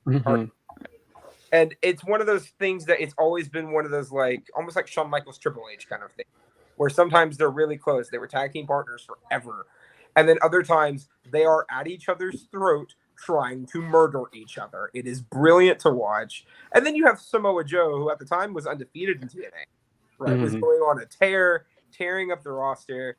And then it's a triple threat, which means it's incredible chaos and some of my favorite spots in pro wrestling history. The Uranagi into the backbreaker that Samoa Joe and AJ Styles do on Christopher Daniels is insanity, especially for 2005. Like, oh my God, it's so good. Okay. My number 3. This match has not been mentioned yet, but it was probably one of the first times that I thought somebody had died. I came in to King of the Ring 2002 because I knew that my favorite superstar of all time, Edge, was going to be winning the King of the Ring, and I just felt it in my bones. But what I did not expect was that Kurt Angle and Shane McMahon were actually going to try to kill each other. This is one of the most, like, you know, sometimes wrestling is not about the 5-star matches in the Tokyo Dome. No. Wrestling is about storytelling and heart. And this is a match where Shane McMahon, who's way better than he ever should be, and I challenge anybody out there to tell me that there's a Shane McMahon match out there that they just did not think was entertaining, because it is entertainment first and foremost, and I am entertained. And Kurt Angle is a wrestling machine, quite literally in moniker and like actuality. And the legend of this match just continues to grow and grow and grow and build and build as it gets talked about more and more and more. And there's specials on it and there's features. But like, I literally, like, when Kurt goes to suplex Shane and it does not break and he gets dropped on his head, and it's in the Don't Try This at Home, where Kurt's like, I thought Shane might have been Knocked out. out. There's a pause there because he knows he can't say dead, and he switches to saying knocked out. Like it was, I have rewatched that match so many times. It is absolutely monumental, and for it to end in the most dangerous of stunts with an Olympic slam off of a freaking plywood. Oh, phenomenal. You talk about them wanting to kill each other. The funny thing about that is Shane wanted him to kill him. Like he was like driving Kurt to kill him. It was like assisted suicide, if anything. Right. You're also to mention the most important part. Kurt Angle wrestled 3 times. That's on true. Yeah. pay-per-view. That was his third match that night. And he was in the semifinal and the final of the King of the Ring. Lost the second match, and then this match with Shane is just a classic. I constantly think whoever decided to not put sugar glass in that glass pan, just thank you for giving me one of my favorite wrestling memories. So, Lewis said, I think I must be crazy for having a match in 2023 on my top 10. Oh, fam, you are not the only one. So we're going to be going to my favorite match in NXT history ever. Yeah. Stand and Deliver 2023. It is Wesley versus Axiom versus Ilya Dragunov versus Dragon Lee versus JD McDonough in a 5-way for the NXT North American Championship. Okay. Earlier I have mentioned TLC2 to be the Spot Fest to end all Spot Fest. This might match it. Might come close. You get the Wesley going for a cardiac kick and getting interrupted with an upside down golden ratio. This is Dragon Lee's debut, and he's a wrestling machine. I know we just mentioned that with Kurt Angle, but Dragon Lee quickly in that conversation for me. Also, Wesley further cementing his status as the best North American champion of all time. You have Ilya Dragunov selling everything like he has been shot like no one else. Even Dolph Ziggler can do quite like Ilya Dragunov. Wes, that is not Dolph slander, I promise. They just oversell in 2 very different ways. And not to even mention JD McDonough is also incredible in this match. I dare not spoil this match for you. If you have time, make time. Go watch Stand and Deliver 2023. This card was better than WrestleMania in my opinion. I am going to throw that out there. Yeah.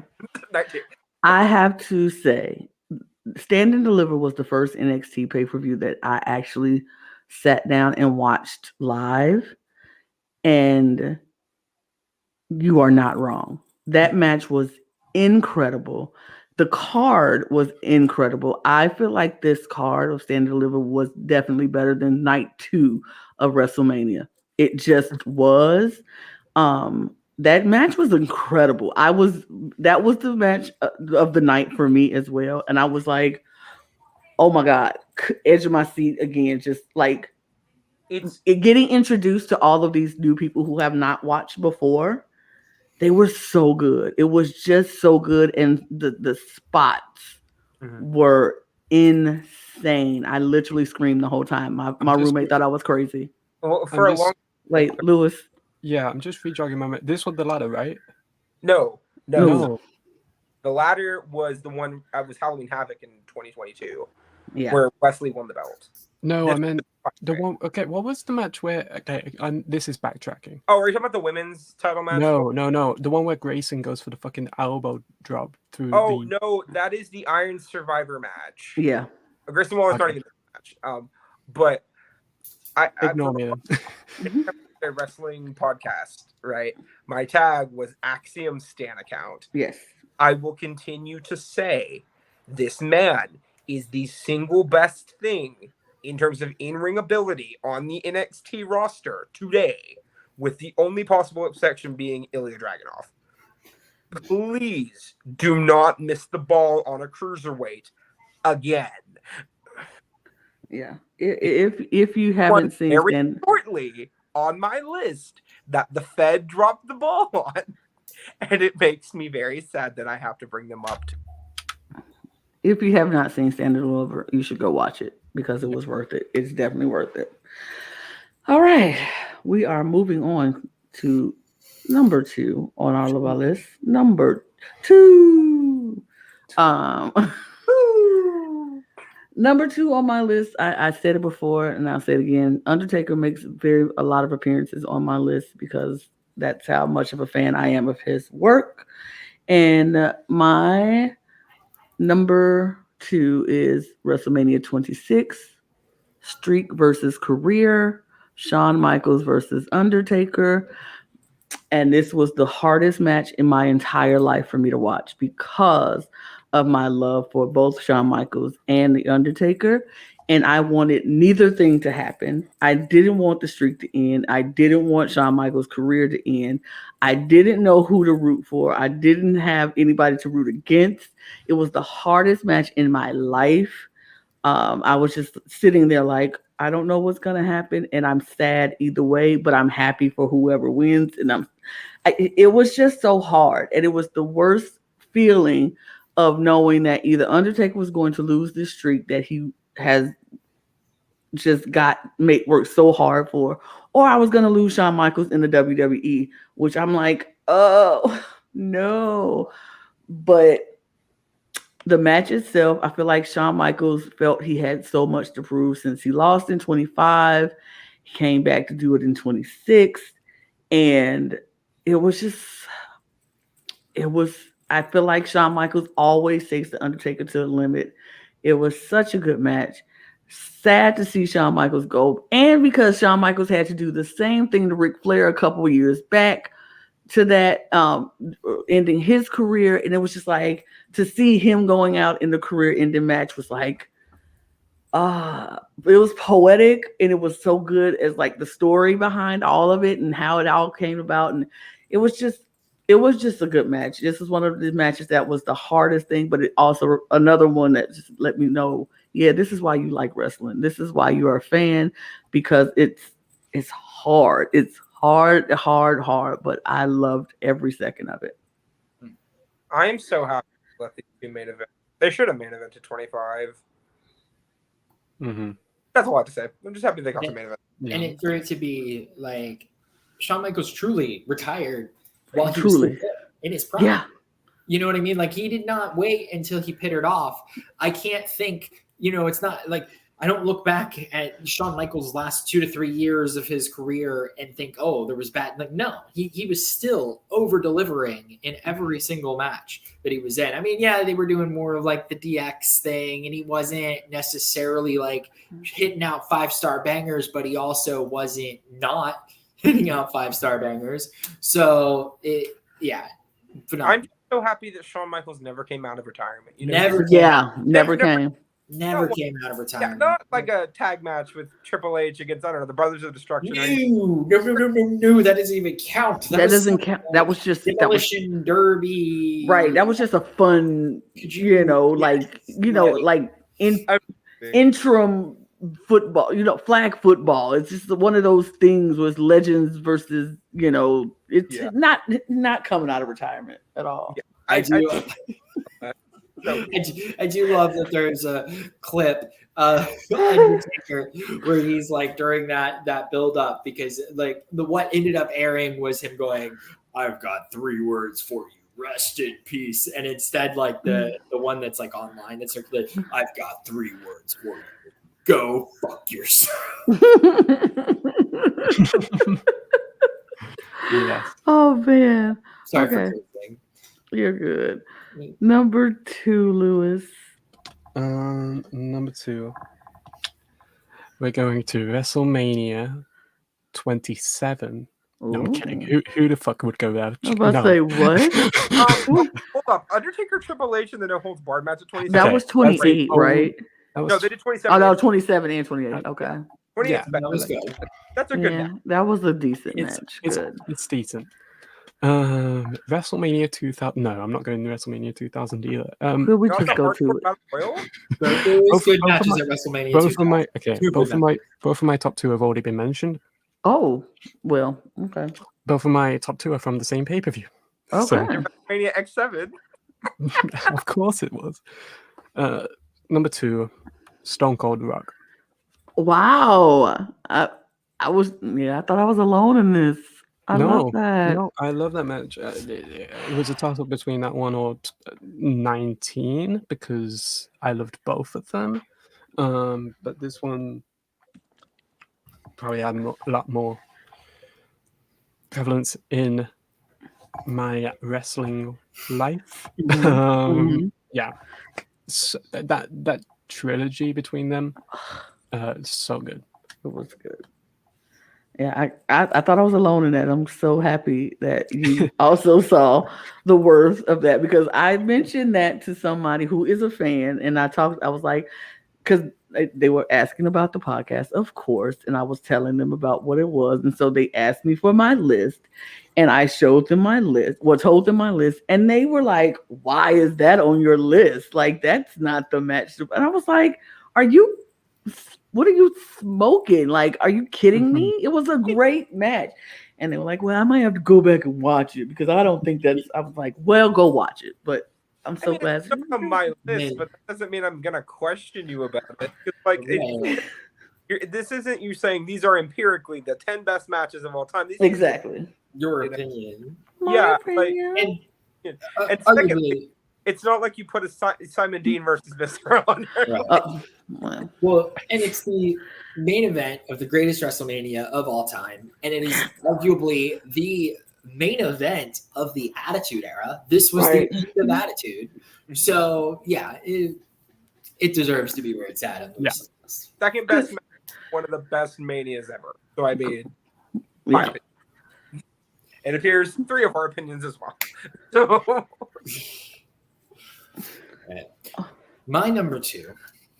We're gonna stay on the same pay-per-view. Burr! We love it. WrestleMania X7. Period. And it is arguably one of the greatest WrestleMania rematches of all time. We're going to Edge and Christian versus the Hardy Boys. Period. Versus the Dudley Boys at TLC 2. I love that. Well at WrestleMania 2000 that I believe, if I'm recalling super quickly in my memory, this may be one of, if not the very first time, and I know they're about to have somebody do it for the second time right after them, but I think this is the very first WrestleMania rematch that we were to feature in the history of WrestleMania. I could be wrong, but I think so. And of any substance, right? Pouring through my list, I can't think of any offhandedly. Right. And like this elevated these 6 guys. And like I was already an Edge fan. Like I was an Edge guy from the first time he debuted. And like what they did at WrestleMania 2000, and then they did it again at SummerSlam. But then for them to do it again and have 3 completely different matches, for them to have a spot fest, but it actually psychologically makes sense. A lot of times in today's spot fest, you can see them pre-planning and setting things up specifically. No, I have watched this match probably more times than I have watched any other match. It is, like you said, Lana, the match I get non-wrestling fans to watch when I'm trying to get them to understand why I like wrestling, right? Mm-hmm. And it literally from like, they are so good at the way they set everything up, knowing that it's going to have an endpoint because what they're doing makes sense at the time. And when Lita comes out and Rhino comes out and Spike Dudley comes out and the match is like bigger than what you're like, expecting off of the jump, and you have the dive from Jeff Hardy. You have one of the best moments in the history of wrestling ever because it has been played ad nauseum, and that is Edge spearing Jeff Hardy off of that ladder. And it is the best time that has ever been done. And that look on Edge's face when he pops up and he goes, "What fuck did I just do?" Like, met Edge. I'm about to say, fun fact from Brook. I met Edge in, I think, 2013. It might have been 2014 at a convention. And they were doing a Q&A. I was like, so Ed, let me ask you a question. What was going through your head as you jumped off that ladder and speared Jeff Hardy off the titles of WrestleMania? He said, well, I just wanted to steal the show. And I'm like, you did, my dude. You did. Also, we totally forgot about Hogan Andre happening at WrestleMania 4 during the World Cup. Yeah, well, but that was also, in double disqualification. That match doesn't count. Yeah, and it was an opening match of a tournament. Like, it was a schmoz finish. It really wasn't like, yeah. But yes, this was, and also this was It wasn't the first time because Bubba had done it at the SummerSlam, but this was the biggest time that they had done off of the ladder through the set of 4 tables that has been done again ad nauseum. Like this match set the precedent for tables, ladders, and chairs matches and has yet to be topped. So, and the fact that it made it on at least 3 of our 4 lists so far may just be an objective fact, even though it's my number 2 and it fell further down both y'all's. It may just be the greatest wrestling match of all time. It was 3 for me. Because Lewis said it, I'm guessing it's Lewis's number 1. But if it's not Lewis's number 1, it was 5th on my list, 3rd on Lana's list, 2nd on Topher's list. And I guarantee you Lewis loves that. If it's not Lewis's number 1, we know that Eddie Guerrero versus Test for the European Championship at WrestleMania is Lewis's number 1 greatest match of all time. So, okay. I would love to talk about the match forever, but we must move on to my number 2. Now, my number 2 is a match that I watched or you watched live, but you probably don't remember it. We're going to 2010 to a pay-per-view that only happened once, to Fatal 4-Way 2010. Fatal 4-Way. And this is unironically, if I was going to pick a match that was like sentimentally my favorite, this would be number 1. However, because I am a dealer in objective fact in this particular situation, I'm giving it number 2 and only number 2. It is the only time you will see Chris Jericho on my list versus Evan Bourne. Now, I am a big believer that WWE dropped the ball with Evan Bourne.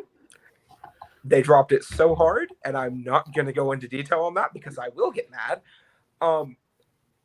This match is so underrated. You have what should have been a star-making performance for Evan Bourne.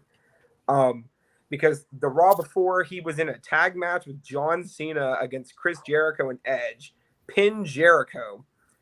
And Jericho gets so heated, he comes out on Fatal 4-Way, challenges him to a singles match that goes for 15 minutes, where both of these men bust out their greatest hits, and then he beats him. Come on. This man was like, this is the definition of tailor-made to go up the card. What happens? Shoved down the card 2 weeks later, jobbing to Jack Swagger. What the hell?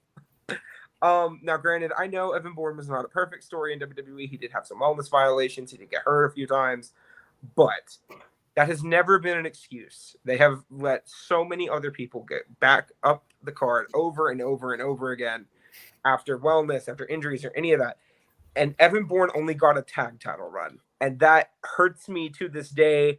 And now I can't even be happy about AEW having him because they're misusing him too. So, I mean, again, Evan Bourne, Matt Sydal, such an underrated talent. This match against Chris Jericho is so good. Please go out of your way to watch it. I know no one cares about the show that happened 13 years ago, but it is so good. Please watch it. I assume we go to me because Lana's not ready right now. Pause. We have something we must do first, which is recap. Okay. Well, yeah, we definitely recap. I'm here. Yes. Okay. And we recap. But go ahead, Lewis. Recap your number 5 through 2. I can do that because I didn't swap any of them. My 5, Eddie Guerrero, Rey Mysterio, Halloween Havoc 97. My 4, Bret Hart, Stone Cold, WrestleMania 13. My 3, AJ Styles, Samoa Joe, Christopher Daniels, Unbreakable 2005, I believe. And my 2 was Stone Cold The Rock, WrestleMania 17 X7. Topher. 10 VII. My 4 through 1 is number 5 through 2 is Cactus Jack versus Triple H, Street Fight, WWE Championship, Royal Rumble 2000. Number 4, CM Punk versus John Cena, WWE Championship, Money in the Bank 2011. Kurt Angle versus Shane McMahon, Street Fight, King of the Ring 02. And then Tables, Ladders, and Chairs 2, Tag Team Championship, WrestleMania X7. Okay, Brook. All right, my number 5 was TLC 2, Hardy's, Dudley's, Edge and Christian, WrestleMania X7. My number 4 is Liv Morgan versus Becky Lynch from the December 6, 2021 edition of Monday Night Raw, the main event for the Raw Women's title. My number 3 is Wesley versus Axiom versus Ilya Dragunov versus JD McDonough versus Dragon Lee from NXT Standover NXT Stand and Deliver 2023. I was this close for the next Team of American title. And then my number 2 is Evan Bourne versus Chris Jericho at Fatal 4-Way 2010. Okay. My number 5 is The Rock and Stone Cold Steve Austin, WrestleMania 17 or X7, whatever. Number 4 is The Undertaker versus Triple H, End of an Era, WrestleMania 28. Number 3 was Edge Christian, Hardy Boys, and Dudley Boys at TLC WrestleMania 17. And number 2 was Shawn Michaels versus The Undertaker at WrestleMania 26, Streak versus Career. All right. It's time. Because I made mention all the way back at number 10 how somebody said a match of mine that was going to show up on my list. This is the time, because my number 1 match is the match that lives rent-free, owns property, has a mortgage, set up another donut shop on the corner of my brain. It just has. I can't not think of it when I'm thinking of the greatest matches of all time. This is the first match that I thought someone died on my screen. I thought somebody was over. I thought this was just the end of it all, and I was going to be traumatized. Like, I was never going to be able to watch wrestling the same way. But it is, of course, you probably guessed it, it's King of the Ring, Hell in the Cell, Undertaker versus Mankind. This match has its own Wikipedia page. Like, not a lot of matches have their own Wikipedia page. This is the only one. Only WWE match that has its own Wikipedia page. The only other match that has a Wikipedia page is the mass transit incident from ECW. Yeah. So... Yeah. You can't. People celebrate the anniversary of this match. That's how big it is. WWE has brought Mick Foley and The Undertaker back together again this year to talk about this match. It is just, what Hell in a Cell match starts on top of a cage? Like, who does that? And everybody's like, well, why didn't the WWE reinforce that steel cage? Because they didn't think anybody was going to be on top of it. It's called Hell in the Cell, not Hell on the Cell. Like, it was ridiculous. And they start that match on the top, and I'm like, somebody is going to die up here. I don't know how it's going to happen. Somebody is going to just, it's gonna happen. And Undertaker takes Mick Foley and throws him off of the ring onto the announce table. I was like, Mick Foley, Mankind is done. He's over. I just knew it. I just knew it was no coming back from that. And then they were taking him out, and I'm like, what are they gonna do? They just go in, just call this match because it's over. No. Mick Foley decides, I'm not done. I'm not dead. I'm coming back. And he limps his way back and climbs the ladder. Climbs the steel cage again. And I'm like, are you crazy? Now, I watched the documentary with Undertaker and Mankind talking about this match. And Undertaker's like, I did not know that Mick was going to do that. I told him not to do that. When he mentioned he wanted to climb the top of the cage, I told him not to do it. And he was like, okay, if you don't want to do it, we won't do it. And then he did it anyway. And Undertaker was like, well, now I gotta do it. It's nothing I can do. He's already up there. And then when he came back to climb it again, I was like, Undertaker was like, I don't know how I'm gonna get down from here, but I'm not falling. I'm not jumping. I don't know how I'm gonna get down from here. And then when Mick started climbing again, he was like, why is he doing this? He's insane. He's crazy. So I'm like, the mental state, I don't know what was in Mankind's mind at the time, But it was insane. I thought this match I cannot not think about. This is another match where I get non-wrestling fans to watch this match. I'm like, it's gonna be crazy. It's gonna be wild. You're gonna not believe what you're seeing. But trust me, this is one of the best matches you will ever want to watch if you want to go this freaking crazy. Like, it was insane. And we saw thumbtacks and all kind of foolishness happening. I'm like, I can't, who does this? It was crazy. It's the best match for me of all times. Argue with your mama. I don't care. Yeah, I was going to say, someone at the top definitely had no idea that was happening. Oh, no. Absolutely not. Because they would have stopped there was no way that we're going to get approved. Also have to mention Jim Ross on commentary match with two of the best calls in pro wrestling history with, oh my God, they've killed him. And then the infamous one, which is, as God is my witness, he is broken in half. with King's added, that's it, he's dead. He's dead. Like, also, proof that Jerry Lawler and Jim Ross are the best commentary duo. Absolutely. Obviously. And best. Terry Funk getting chokeslammed out of his shoes. Of all time. Yeah, this was the best thing I've ever seen. And the tooth in the nose. The tooth in the nose? Come on. Like, you slammed through the cell roof with it was hair landing on his face. And this match was cold. There was no build to it. Nothing. Other than their already historic precedents, it was just kind of thrown together. It was so crazy and ridiculous and beautiful, and I will never not watch that match. If it comes across my screen, I will never not watch it. So I need to hop off here. My wife needs me. She's about to make some very important decisions. So go do your one. You want to do your one real quick? Yeah, real quick. My number one has already been mentioned, and a lot of people prefer the sequel, but for me, it is The Company You Keep. And I was 19 years old. I was in my own home. I was celebrating with friends for, the first time watching wrestling together, having a party, playing the WrestleMania drinking game, which I don't advocate. And I am going, this man had never lost at WrestleMania.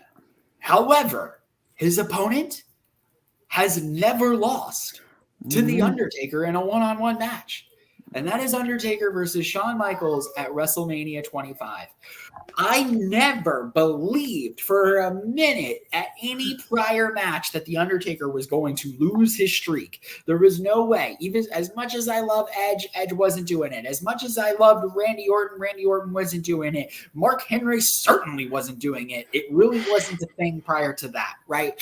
There was no way Undertaker was losing. And then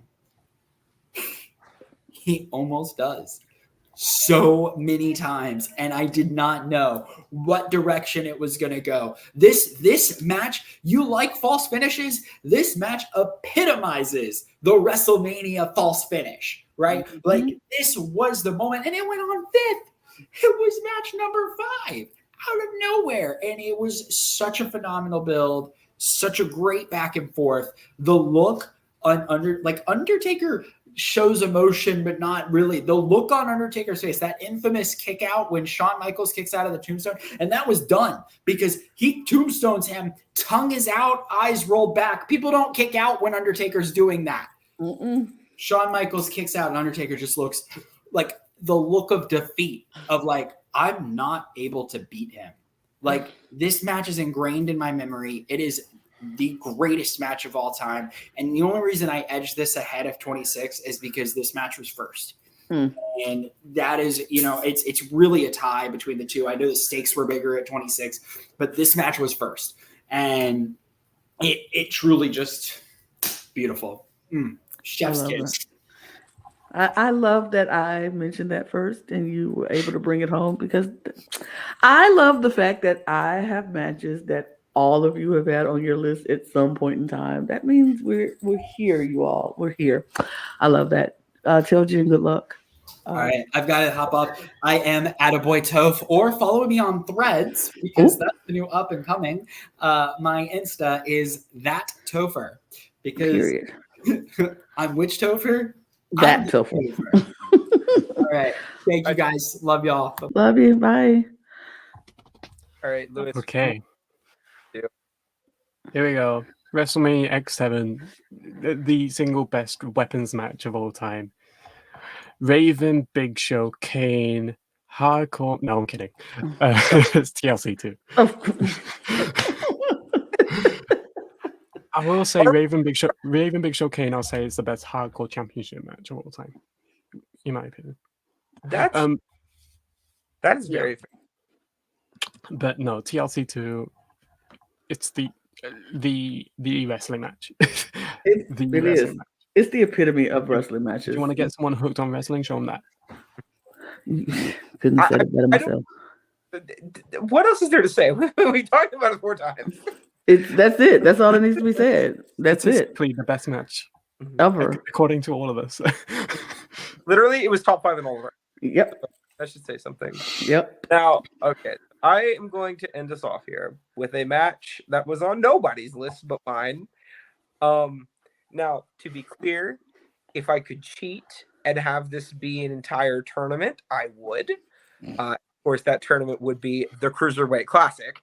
Cruiserweight Classic 2016. WWE gets a bunch of indie guys and people from NXT, throws them into a tournament, and it's just to celebrate cruiserweight wrestling. You get big muscle power guys like Tony Nese and technical wrestlers like Drew Gulak, legends of the business like Tajiri, high flyers that are bouncing all over the place like Grand Metalik and Lince Dorado, up-and-comers in NXT like Rich Swann, Johnny Gargano, and Tommaso Ciampa. I'm getting there. People like Jr., incredible talents. But the 2 men I have intentionally not brought up created, in my opinion, the definition of a wrestling masterpiece. It is one of the 2 semifinals of the Cruiserweight Classic, and those 2 men are Kota Ibushi and TJ Perkins in the semifinals of the Cruiserweight Classic 2016 at the finale of the Cruiserweight Classic, because they had the semis and the finals on the same night. Going into this tournament, because I haven't really talked about this wrestler before in my life, I was such a big fan of TJ Perkins. From Impact, his work as Suicide, then Manic, and as Puma, to just his work on the independent scene. When they announced he was in this tournament, I was like, oh, dope. I bet you he'll probably make it at least past the first round because he has name recognition. And then he won against Mac, and I was like, yeah, duh. And then he beat Johnny Gargano, and I'm like, okay, awesome, dope, I'm here for it. And then he just kept going and kept going. And suddenly, he's in the Final 4. And I'm like, okay, but there's no way this man is beating Kota freaking Ibushi, who, coming into this tournament, he was like the Kairi Sane, the Io Shirai, the person that you knew was making it to the final, and there was nothing anybody could do about it to change that. And then he beat him in a stellar contest with some of my favorite moments in any wrestling match. It truly is the definition of making you feel something. You guys mentioned earlier, like, matches to get people into wrestling. Honestly, Kota Ibushi versus TJ Perkins is one of those matches for me. I feel like there's so much that you can just appreciate. This entire tournament is that way. It shows so many different styles. And of course, TJ would go on to win the whole tournament. He beat Grand Metalik in the final, became the first cruiserweight champion, and then anything after that doesn't matter.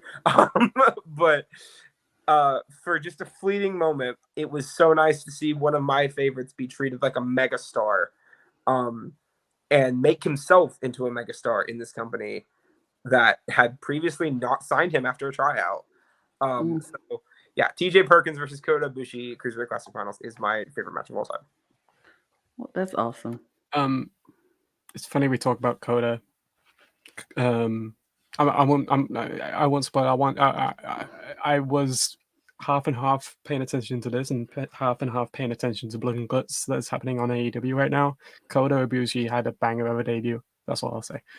Well, good. Well, that is that, you guys. We have reached it. You've heard our top 10.